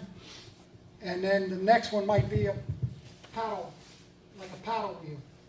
I don't like paddle wheels because they have a tendency to get gummed up, especially if you leave your boat in the water all the time, and they don't always show true. However, it is another thing to check, and I was going to get to that. One other thing you can check, you can put that away, I think. I want this one first. Thank you, sir. All right, so to clarify a little bit, we got a 20-ounce lead. We got that going off, and I don't care if you have an umbrella or a double rig on it, doesn't matter. It gives you a rough idea. You're in that 3 to 4 inch range, up and down. So if you go slow, line might drop down and you see it down here by this lower eye. If you're going too fast, you might see it come up and it's above the eye. But if you're somewhere in the middle in there, now you're in the ballpark. And I'm telling you, I promise you, if you watch that, stare at it constantly all day long, it's going to help you. Because no matter where you turn, if you turn across the tide, or you start going into the tide at an angle, or into a tide this way, that 45-degree angle is going to tell you what your water speed is, which is your lure speed for the correct bite workings. If I'd said that, then that makes sense. But that's where you're going to do it. So 99% of the time, I'm thinking that water speed, that's where it's at. And that also is going to take into account wind. How many of you ever taken a sailor's course or a course you plot a course and all that stuff? Everything's included in that. You got to know your tide or current speed. You got to know your wind velocity, directions. All that takes account.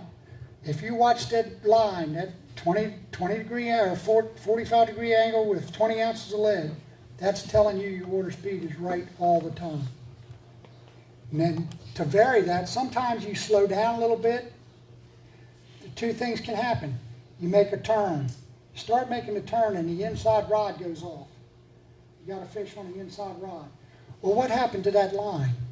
When you made that turn, that line drops on. Okay, that's telling you one of two things. Either the fish was deeper or they liked that slower speed. So you go a little ways and you didn't catch one, but you make another turn to the other side and it catches another one on a turn. Now, what's that telling you? You either got to drop them back a little bit or you got to slow it down a little bit. Just another little variable that you go. But every time you catch a fish, first thing you check is the angle of that line, the GPS speed, and the direction you're going. Because when you turn around to come back, it's going to change because now you're going with the tide or against the tide. It's going to change everything. So it's all about looking at that line again. And then what's going to happen later on, after you've been out there 2 or 3 hours, the tide's going to change and completely bullshit everything else. So now you're starting all over again. But as long as you're watching that 45-degree angle, you're on the money. Old days, how many guys worked back here and was pulling 21 Tonys? 21 Tony was a great speedometer. You can get away with a little more with speed with these shads with the tails because the tails just keep action all the time. Tonys, you had to be Tonys and the what were they? Crippled Alewives. Crippled Alewives, you had to be a little more pinpoint. But if you ever use one, put a 21 Tony out the back with a couple ounces of lead on it, and that rod tip will bounce.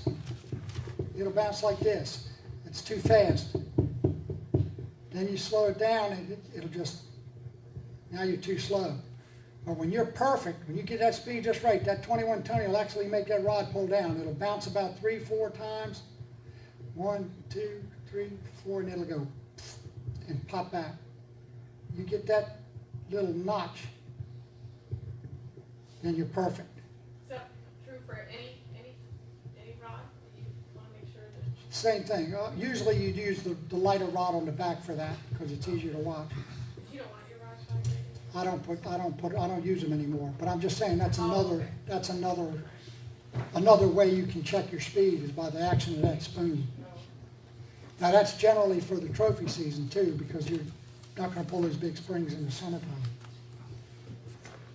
Okay, and like I said, the reason you got to stare at that line all the time is because you change directions, you change angles on the water. Anything you change is going to change that. Making a turn. Now, you make that turn and it hits on the outside of the rod, outside rod. That's telling you picked your speed up a little bit, because usually when you make a turn, that outside will speed up a little bit and come up a little bit. So if you hit the outside instead of the inside, you're going a little too slow. Pick up the speed a little bit. And if you're out there and you're not catching, and trust me when I tell you, it takes a lot of patience out here the last couple of years. It's been really slow for these trophy fish. So if you're not catching them all day long every day, don't be surprised. There's many a captain hurting down here this year. Big time. Big time. We got lucky. We were one of the hotter boats, but if we came back with 2 or 3 of them every day, we were really good. Yes, sir. North of the bridge, a better area. It was late summer, but not spring. Where do you go? Right out front. Right out front. You will go out and you will see, it's funny because I see it every year. You go out and you hear people, they read the newspaper and they want to know where the fish are, and they'll get a report. They're catching them at 84, buoy 84, which is right there at Poplar Island. And you go out there the first morning or the first couple of days of the year, and there'll be 500 boats glued to 84.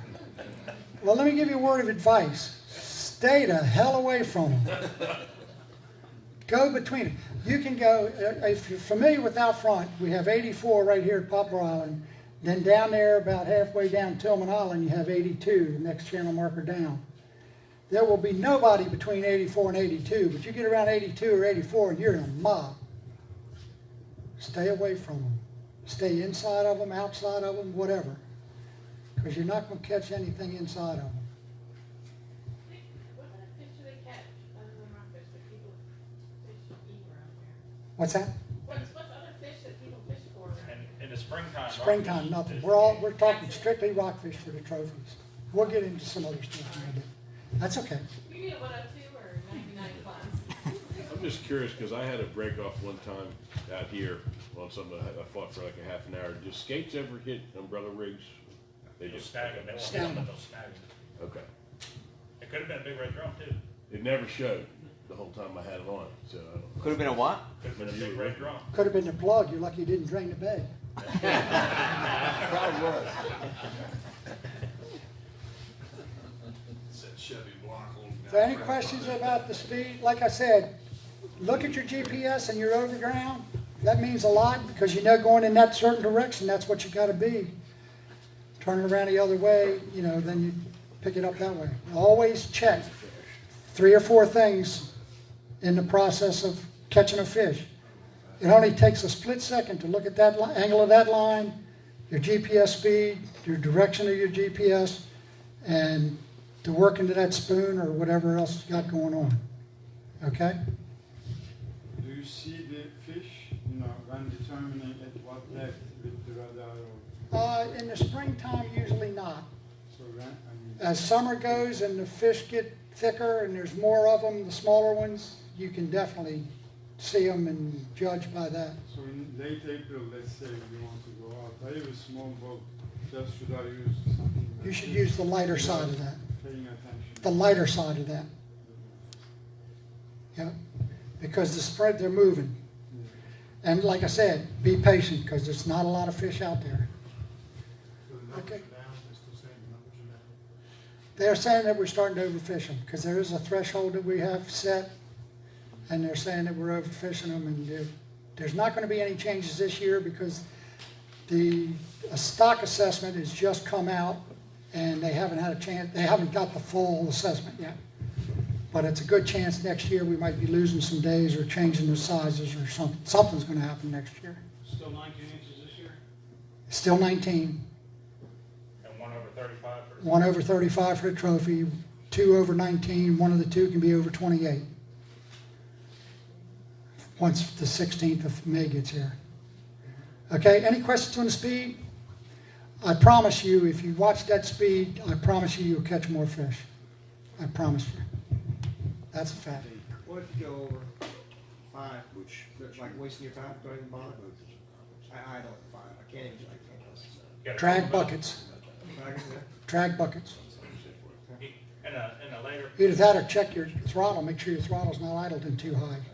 Cut it back. Later in the spring, you can catch mackerel. 5 pounds. Yeah, some bluefish maybe. Yeah. Okay, let's get into springtime. We've gone through the trophy season, and really I spent a lot more time on this than I thought. Basically, we're going to set up the rods the same way, but we're going to change our baits. We're going to have double rigs. We're going to have umbrella rigs. Mostly doubles, right? On the boards. We're still doubles, but what we're going to do now, we're going to add, instead of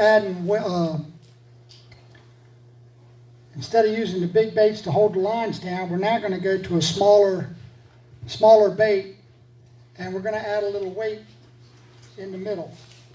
Late spring after trophy. So, sorry, I'm not sure. Now you will see that we went to these little rubber skirt. There's a company called Hardhead Baits. If you ever want to buy some good baits, Hardhead Baits, we'll give you a phone number in a little bit if you want it. With these little tsunami shads, they are bad to the bone. These things are, and now I don't care what you get from Hardhead Baits, color-wise. We kind of like the blue heads with the green or blue heads with the orange. They also make like a raspberry color. We really have not gotten a bait from them that we don't like. Literally, I don't own the company. I'm just telling you that we started using them last year and we love them. I ordered 12 dozen last year and I probably ordered another 8 or 10 dozen this year. But they're working real well. The problem is, and you will see with the storms, I was talking to you, a couple of you about the storm baits, and the hooks were really cheap. You'll see the hooks on these are a lot beefier than the storms, and these will hold up to bigger fish. And we've been catching some 30-inch fish on these baits too, as the summer goes on. We're calling these hula skirts. How long is the drop for the low one? It's about the 5 same feet, thing, about 5 3 feet. feet. It's still tandem, so it's still 3 and 1 Thank you. 1/2.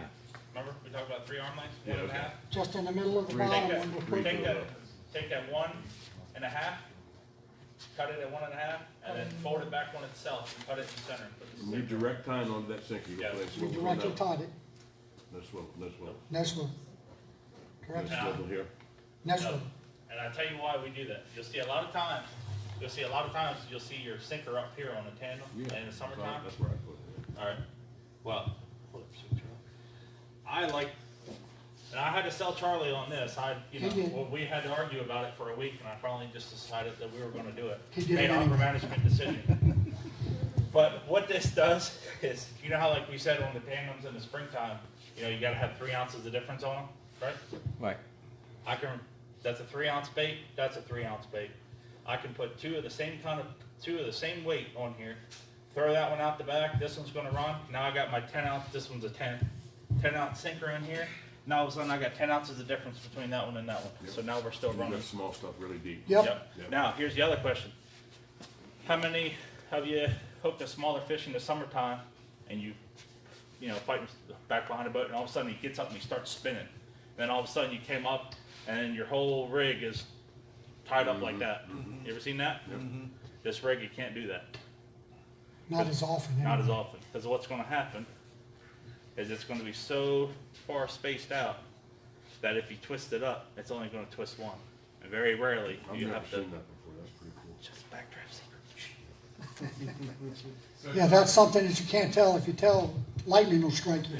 So what's the weight on this lighter one? About We'll run it anywhere about from three? like 5 to about 3? Well, the point is you can match Yeah, you the can same match. size baits. Right. Yeah. And you can put, we usually use anywhere from what, 4 or 5 ounces to 10 ounces? Yeah, somewhere in there. 4 or 5 ounces to 10 ounces on the inline like that. Yes, sir. I like Doug's logic with not getting tangled. Is there a reason why you wouldn't do that during trophy season to have it inline? Yes, because your baits are a lot heavier, and you're fishing the top of the water column. So you already have the weight. So you already have the weight there.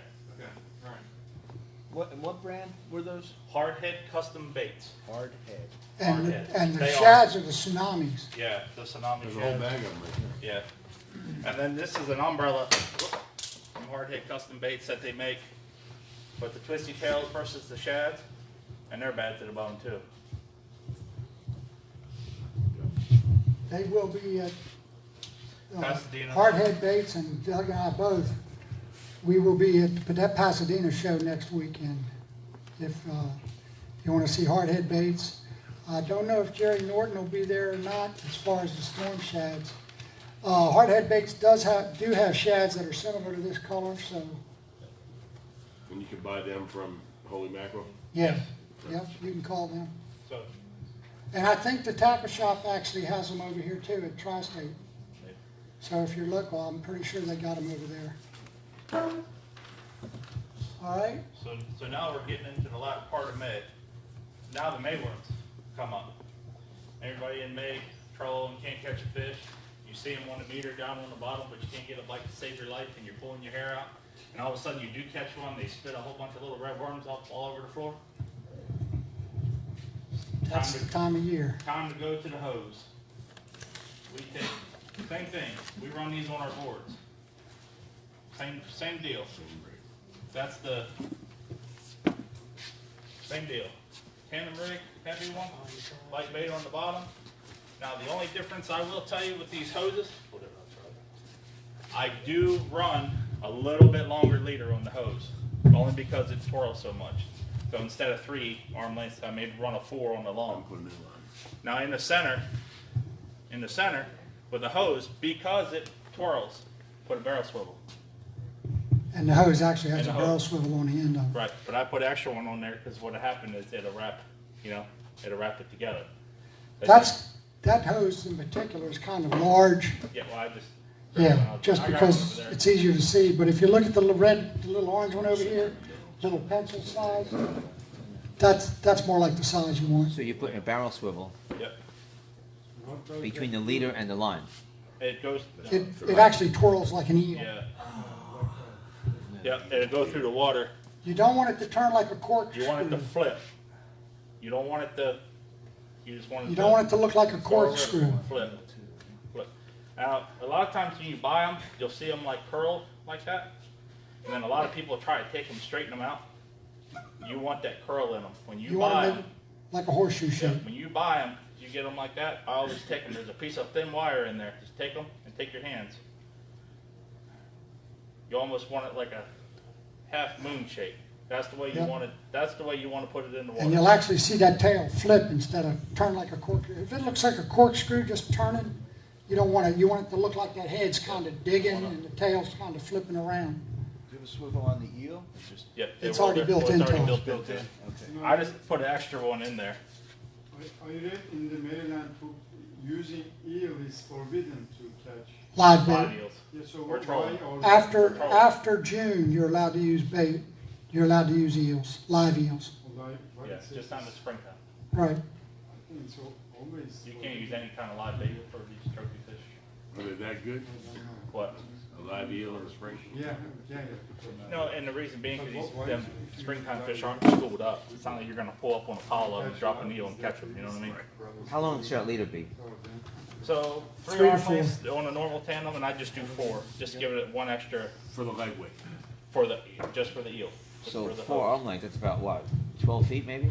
Yeah, I'd say, yeah, probably, somewhere in there. Right, I mean, just, I put it to you this way, make it a foot longer than your short and you'll be fine. Well, that's way You don't Don't worry about time. No, you're good on So- Is time. anybody in a hurry to get out of here and I need to speed up? It took us a little longer than I thought. Free ticket from the Backdraft. Free ticket. We're through this. You have to talk to the new owner. Yeah, we're putting a brand new set of engines in it this year. There'll be no free rides this year. Yeah, I just got that bill yesterday. Probably more than they last year. $52,000 without transmissions. Alright, now, Okay. dropper. Charlie hates these, but They work. another argument we had. You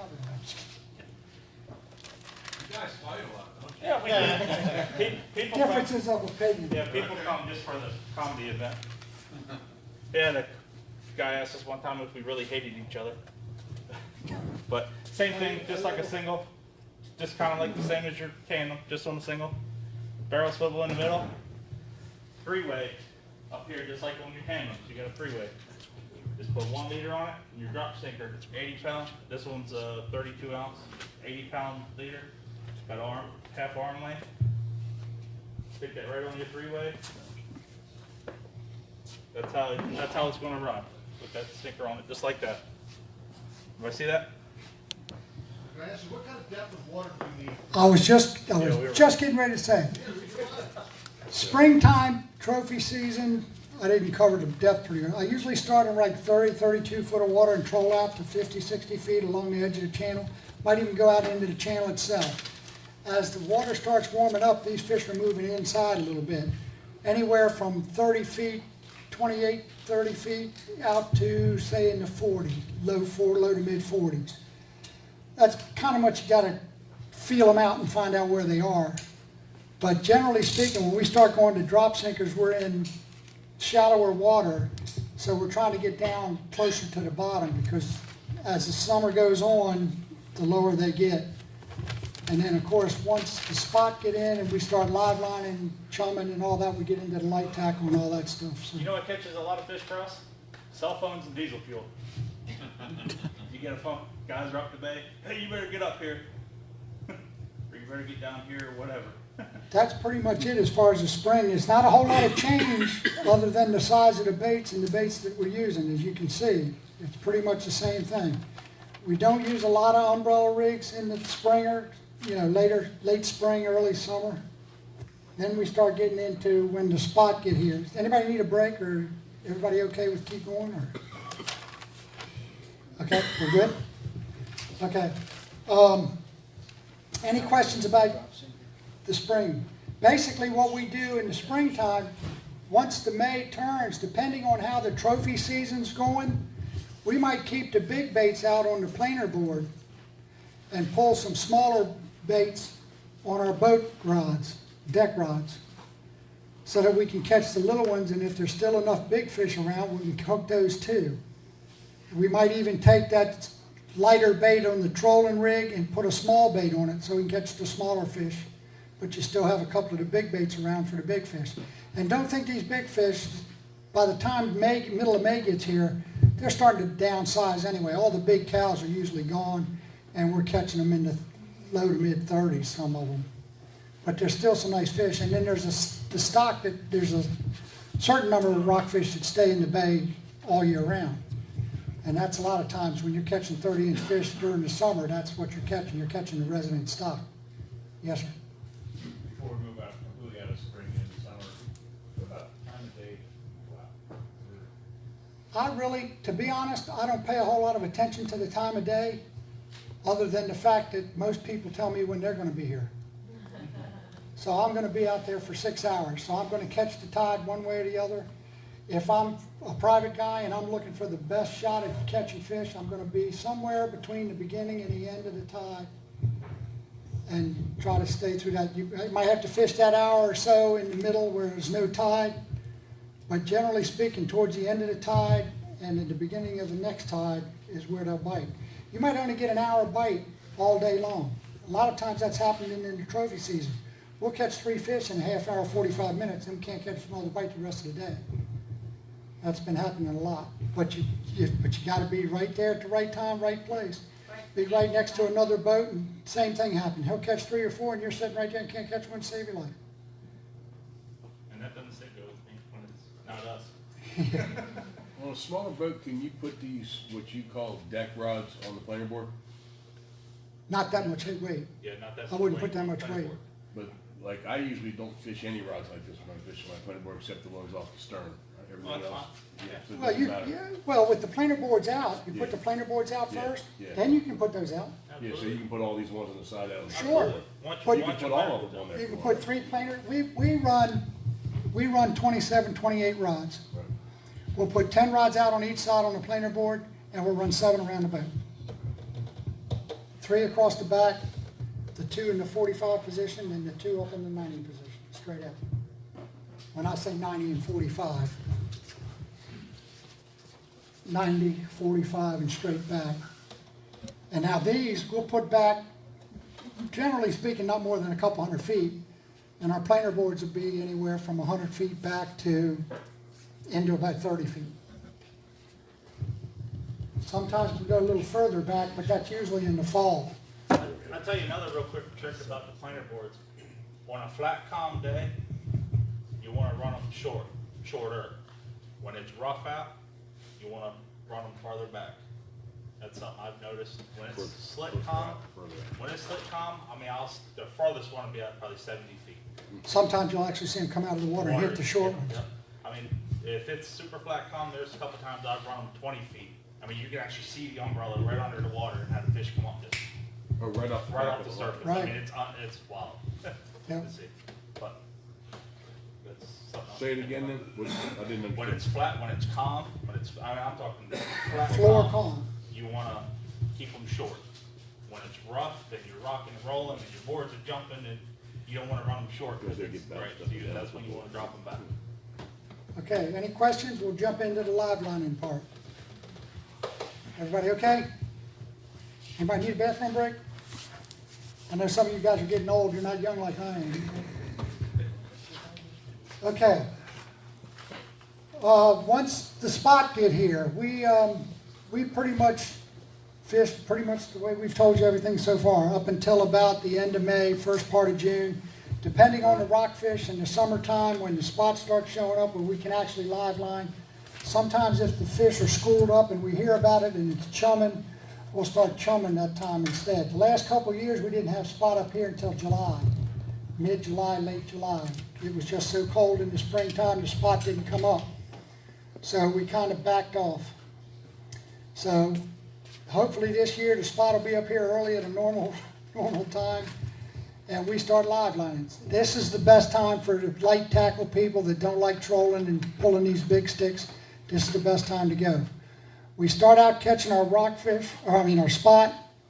We just use a basic bottom rig with number 6 hooks.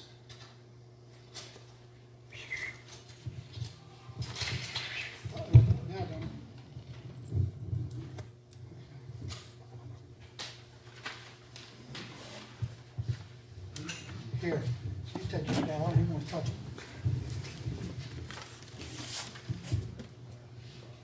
Okay. This is our basic, just a basic little bottom rig.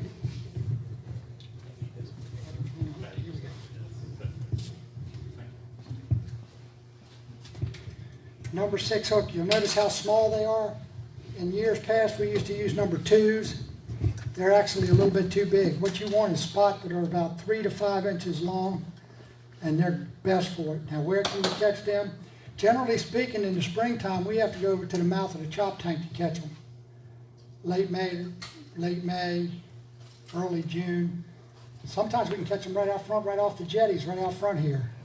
Anywhere from the, we used to call it the Love Buoy, the 78A buoy, right off Holland Point, inside by Herrington Harbour South. Herrington Harbour South, and that 9-foot little edge there along the channel. Anywhere along in there, you can catch them sometimes. If you see charter boats out there, you can bet there's some being caught out there.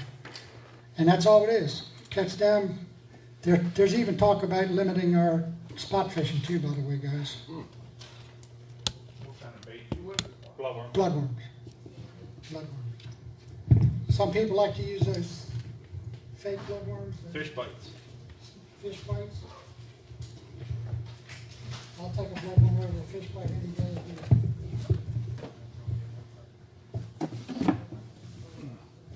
That's pretty simple. I guess everybody's fished to the bottom of it, right? I like the little 6s though, because they're easy for these little fish to take and catch them. If all the spotter in the chop tank, why wouldn't all the rockfish be there too? That's a Good million-dollar question. I've yet to figure that out. We had a couple years here, we're in that 3 or 4 foot of water right outside the jetty. As soon as you come out past number 1, we pull off into that side there. It's 5, 6 foot of water, catch all the spots you wanted to. Couldn't catch a rockfish on this side of the bay to save your life. You had to go over to the Tillman or the hill, anywhere along there, down to the Falls Channel, anywhere, but you couldn't catch one on this side of the bay to save your life. Still like that. Okay? Our favorite setup, oh, by the way, these are just medium action ugly sticks. You can tell that they're kind of nasty looking, but that's because we use them chumming and everything else, and they probably smell a little bit too. But these are definitely what we use. What we load our small light tackle with is 100% fluorocarbon. All fluorocarbon. Fluorocarbon. Berkeley Vanish, to be specific. Yep. 14 pounds. You would be absolutely shocked the difference it will make. Some people will sit next to us while we're fishing fluorocarbon and catching as fast as we can catch them, and they'll be fishing regular 14-pound mono and can't catch a fish in the tank. But it does make a difference. Our favorite way is no weight, no nothing. Tie a circle hook on. Remember, this time of year, it's required, it's law, you have to have a flat circle hook. No offset, it's flat. That's a number 6 that you're looking at right there, and it's got to have at least a 1/2 inch gap, so your finger has to be able to go through it. That's pretty much a good way to measure it. I don't put any weight on it at all. I let the spot do the work. Now, when the tide's running real fast, you're at anchor, the tide's running real fast. Sometimes the small spot especially, can't get down deep enough. You might have to add a little weight. And there's a couple of ways to do that. And like again, no swivel, no anything. You just put them right in it. Tied right to it. This isn't a 6, right? No, that's a circle hook. I do believe that is 6. That's a 6? Okay, that might be a That might be a 7. That might be a 7 or an 8. Okay, another way to do it is we put a little swivel in it with an egg sinker, and that'll hold it down in a tide that's running real strong. And sometimes you can drop it right to the bottom and just bring it up a couple cranks. You can look on your depth finder. You'll see these fish right under the boat. You might see them down low. You might see them up high. Your success rate before any scientific guess as to why it's better? Well, the vanish or the fluorocarbon is supposed to be invisible, where the monofilament is supposed to be able to see it. And it will make a difference. I load it. It's expensive, but I load all my rails with complete fluorocarbon. Some guys will use fluorocarbon leader. I don't do that. I just load the whole reel because, like, again, I got to cut it if it breaks and just tie it on. I don't want to have to go through making leaders all the time. So That's I just less go. memory, right? Yes, sir. Where are you hooking the spot, the live line? I'll show you that. Sorry, did you say no weight, but you use a sinker? No, I prefer no weight at all. Oh. Let the fish do the work, go down and run around. And it's funny, you'll be holding that rod, and that fish, you'll feel that spot going. All of a sudden, you'll see go. Okay. On a spot, you got the spot along the gill plate there. Some guys hook it through the nostril. Some guys will hook it through the eye. We prefer right behind the head in front of the dorsal fin. As shallow as you can, maybe 1/4 inch, maybe at the post. Because again, I like to have that hook exposed. Okay, that also lets that fish swim around. He's pretty free to use his tail and do whatever he wants to do. Key to this game, old school. How many guys are old school? Feel the fish bite, jerk that hook as hard as you can jerk it. That's me. That's me. Circle hook, forget all that. Drives me nuts. But when you get old days, you would feel these fish, and we still have to do it to an extent. We have that spot on that hook. Now, some of you may have the money to go out and buy these bait runners where you can leave the drag loose. They can run the line off, let it run, let it run, let it run, then you throw the bail and that's it. You're good to go. Well, I like to teach people how to fish. And I like to hold it in my hand. But I'll leave the bail open like this, and I'll feel that fish come up and start to take it. And what I'll usually do, hold on, I don't want to pull this on you. I'll have my rod tip up, and I feel that fish start taking it, and I'll let it go down. But if I still see him running it, I'll let go of the line. But I don't want that fish to feel the tightness. I don't want him to feel that line get tight. And that drag is taking off.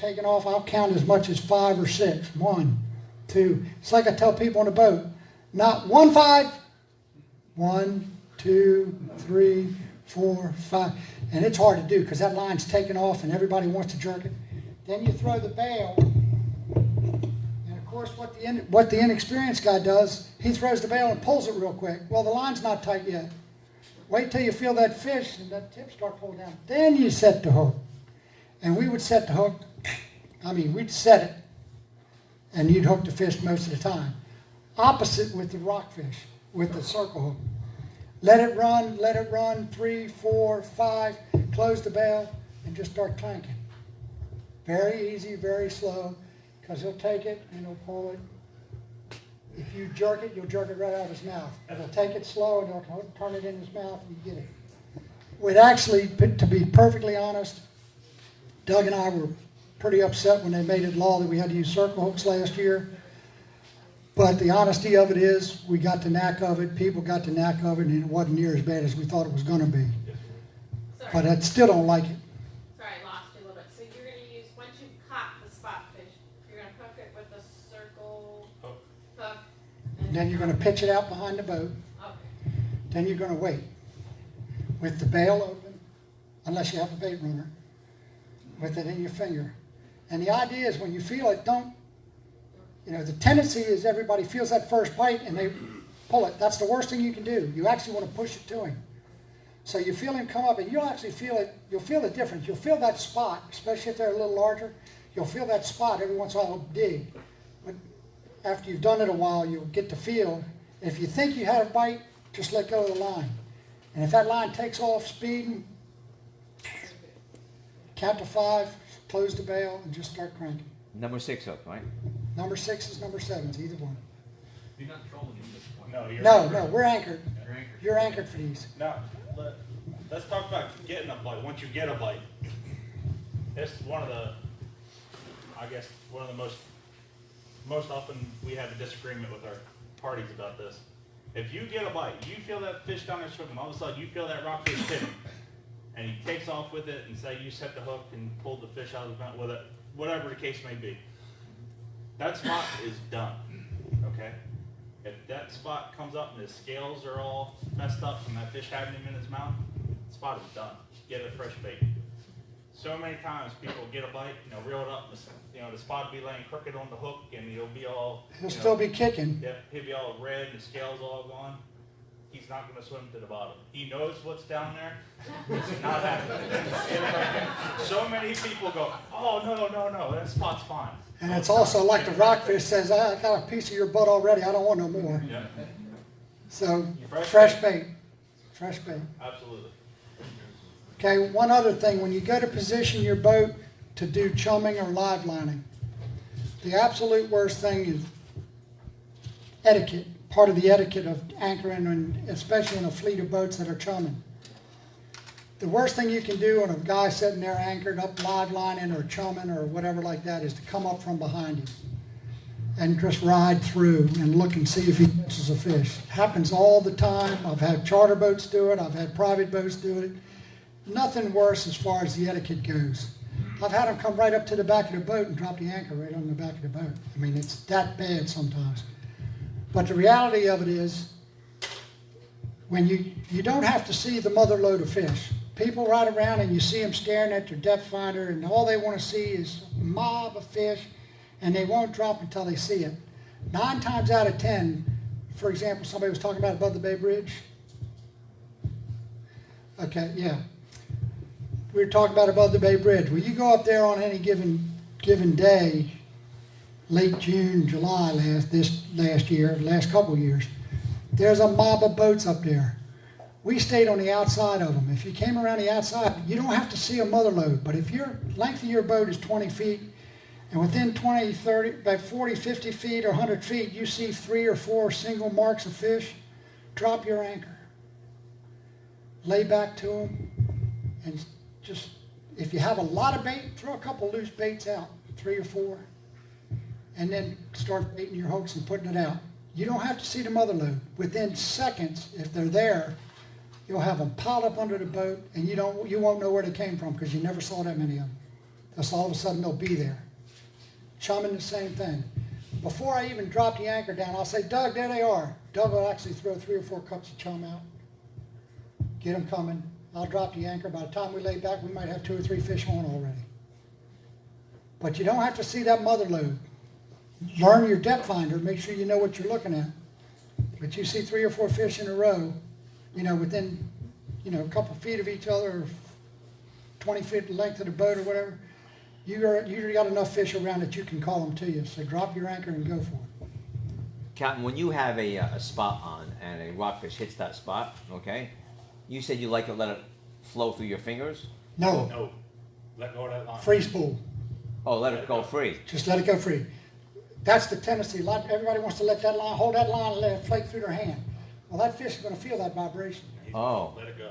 I just want to let it go. I just want to let that, just Or don't what touch about it. just having your drag set so low that it just... We've done that too. But, Right. but I prefer, then you have to go through setting the drag back Right, again. I got you. The difference in that is the bait runners. The bait runners are already set loose, and when you throw the switch, Okay. the drag's already set. So for you want to feel the fish going through your line, the hand? No, you don't have to feel it. Once you feel that bite, Oh, you let it go. of that line, and you can see that fish running that line. It'll be flaking that line off. So do you have your bail open or you have it? Open. Oh, even before the fish hits it? Oh yeah, I'm locked in my finger. When we get set up, I always do it on our boat. I always do, like, when he says, hey, we're about a mile out or something like that, I'll get everybody together in the back of the boat and I'll kind of explain to them what's going to happen. Because sometimes it's chaotic. It really is. Right. I mean, seconds, of your bait going in there, it could be, have a fish. But I always tell them, throw it out there, leave your bail open. One key thing. Hold your finger behind the reel. Right. Yeah. Got you, right. Because if you don't, it flakes off. You're holding it up here, and the line's flaking off. Exactly, right. I was going to say, so you got to hold it with your finger, Yeah, you so hold that your line finger. doesn't, yeah, I got you. I always tell people to hold it with the very tip of their finger. Right. I mean, because, now, even with the circle, you still, our people, you still got to fish, you know what I mean? You're not going to be able to just leave it set in the rod holder. I mean, you can if you want, but it's not, Right. Leave it on there, leave the tip of So your you finger. feel it, you let it go. Yep, as soon as you feel that fish start to pull, you let it go. Point the rod at him, and he'll peel it off, and then you close the bail. And then you have that pause. Right. Wait for him to tighten up, and then you just crank. Biggest thing that I've seen, I've kind of liked, since I started fishing with Charlie, I kind of like the idea of not using bait runners. Because I've fished a few other boats where we have had bait runners. And what people do, they have the bait runner set, and it's going, and all of a sudden, they'll forget about it, and they'll set the hook, and then, of course, it'll backlash, and it just, the whole reel's, What exactly is a bait runner? What's a bait? So it's got like a free spool mode. Right. It's got a button on the back. Uh-huh. So if you push it forward, it'll lock it like that. And then if you open the... Oh, it's got a free spool mode, yeah, right. and it'll just Right, freely, okay. peel out. It allows the bait to run with the fish. Right. Right. Back to where it came from. Yes, sir. Kind of along that same line, I like to use a lot of conventional reels, smaller ones. So Same thing. Just set it on free spool. Yeah, but you're gonna have to hold your thumb on it so it doesn't free spool it out while he's running. It's just, it's a fine line with that because you don't want to put too much tension on it. You want it just enough that he can take whatever he wants without feeling the tightness, you don't want to tighten it at all. Okay, You generally wait about 5 seconds. You let him take it running for 5 seconds about? 5 seconds or so. Then you set the bail? Some days it's lickety split. Right. Some days it's not. Some days you'll let it run, and sometimes we've had to go as much as 8 or 10 seconds. Depends on how they pick it up. If you keep missing it and you let it run 5 seconds, let it run a little more. The other thing is too, if you couldn't get small spot and you got a bigger spot, let that bigger spot run a little extra. Should you cut him up if he's too big? I wouldn't cut him up. So they'll take a jumbo spot. Oh, yeah. I've caught 18-inch rockfish on a 12-inch spot. Yeah. Absolutely. Any other questions? Any questions whatsoever? Oh, real quick. We were talking earlier, we kind of jumped a little quick. I didn't realize how late we would get. By the way, thanks for staying. Appreciate it. Yeah, you're welcome. Thank you for doing this. In the fall, that was basically the summer. Now we get into fall. We're going to basically use the same baits that we have for the summertime. The small baits, the hula skirts, the tsunami shads and all that stuff. The problem is now we got to get down to the bottom because in the fall they're going to land close to the bottom. They might be in as deep a water as 50, 60 foot. Generally speaking, they're going to be in the low 20s, low to 20s, between 20 and 25, 20, 30, 25 to 30, 20 to 30. But we need to get down on the bottom if you're out there in that 50 foot of water, and that's where they are. That's 48 ounces. Another one. We've put that all the way down on the bottom. You know, sometimes you have, if you see them on the meter, you're not getting a bite, and you see them down there tight to the bottom, the only way you're going to catch them is to get down there to them. That's where that drop sinker can come in handy, or the big heavy baits like that. Whatever you need to do to get down there to them. Okay, any questions? So again, that drop bait is going to be live bait again with spot. Or any other like cut up bait or any? I mean, You can only use live? cut bait for the live lining or the chumming, Yeah. but you got to have circle hooks. Any kind of Yeah. bait, any kind of bait. Just remember that, because they did check quite a few boats last year. I'll tell you something about as the summer goes on, you're getting into like September when the bluefish get here, and you're trying to catch rockfish, and then you're starting to cut your bait up and throwing it in the water, and bluefish will eat you alive. Don't throw your bit Yeah. off spot. Yep. Don't throw those overboard. Keep those in the If you're boat. trying to catch rockfish, it will go through a barrel of spot like you will not believe. If you're catching rockfish, you don't have your limit yet, which happens more so often with us than you guys probably, because we have so many people. If you run out of bait, run out of live spot, sometimes you can use chunks and catch a few rockfish. The problem is with throwing your baits over that have been bit off by bluefish is you're calling the bluefish in. Those little snipper bluefish will just eat you alive. They tear your bait up. Okay, and I got fog in my head. Okay, So I'm fishing for spot. okay. I have to have a circle hook. No, not for spot, For rockfish, for rockfish. regular jail. Regular J hook. That's what these are, J hooks. Number 6 J hooks. So does it stop at a certain size hook? You can't have a regular? No, you can use whatever size you want, but I'm telling you for the small So spot, how do the they know little you're sixes, fishing for spot or rock? because you don't have cut bait on your hooks. You got worms. So this is for live line? This massive The light regular- tackle, yep, No kidding. yep. And you catch some 30, 35-inch rockfish on those. So you see a 14-pound couple test, fish deep and you drop. just drop the anchor and sit there with them. And it can be as fast as you can put them in. We've had times where we've run up above the bridge, took us longer to get there and get to catch our Trout limited and fish. bluefish with the cannon. And 80 feet of water. Yeah, a lot of times you used to jig and bounce the bottom as you were moving. Slow crawl. Yeah. They should be here anywhere towards late May, first part of June. Actually, there might even be some around now, but I don't, I'm so busy with the rockfish, I don't usually get into the perch early. Usually it's like late May when they start showing up out front here, late May. Any other questions, guys? I hope we covered everything for you.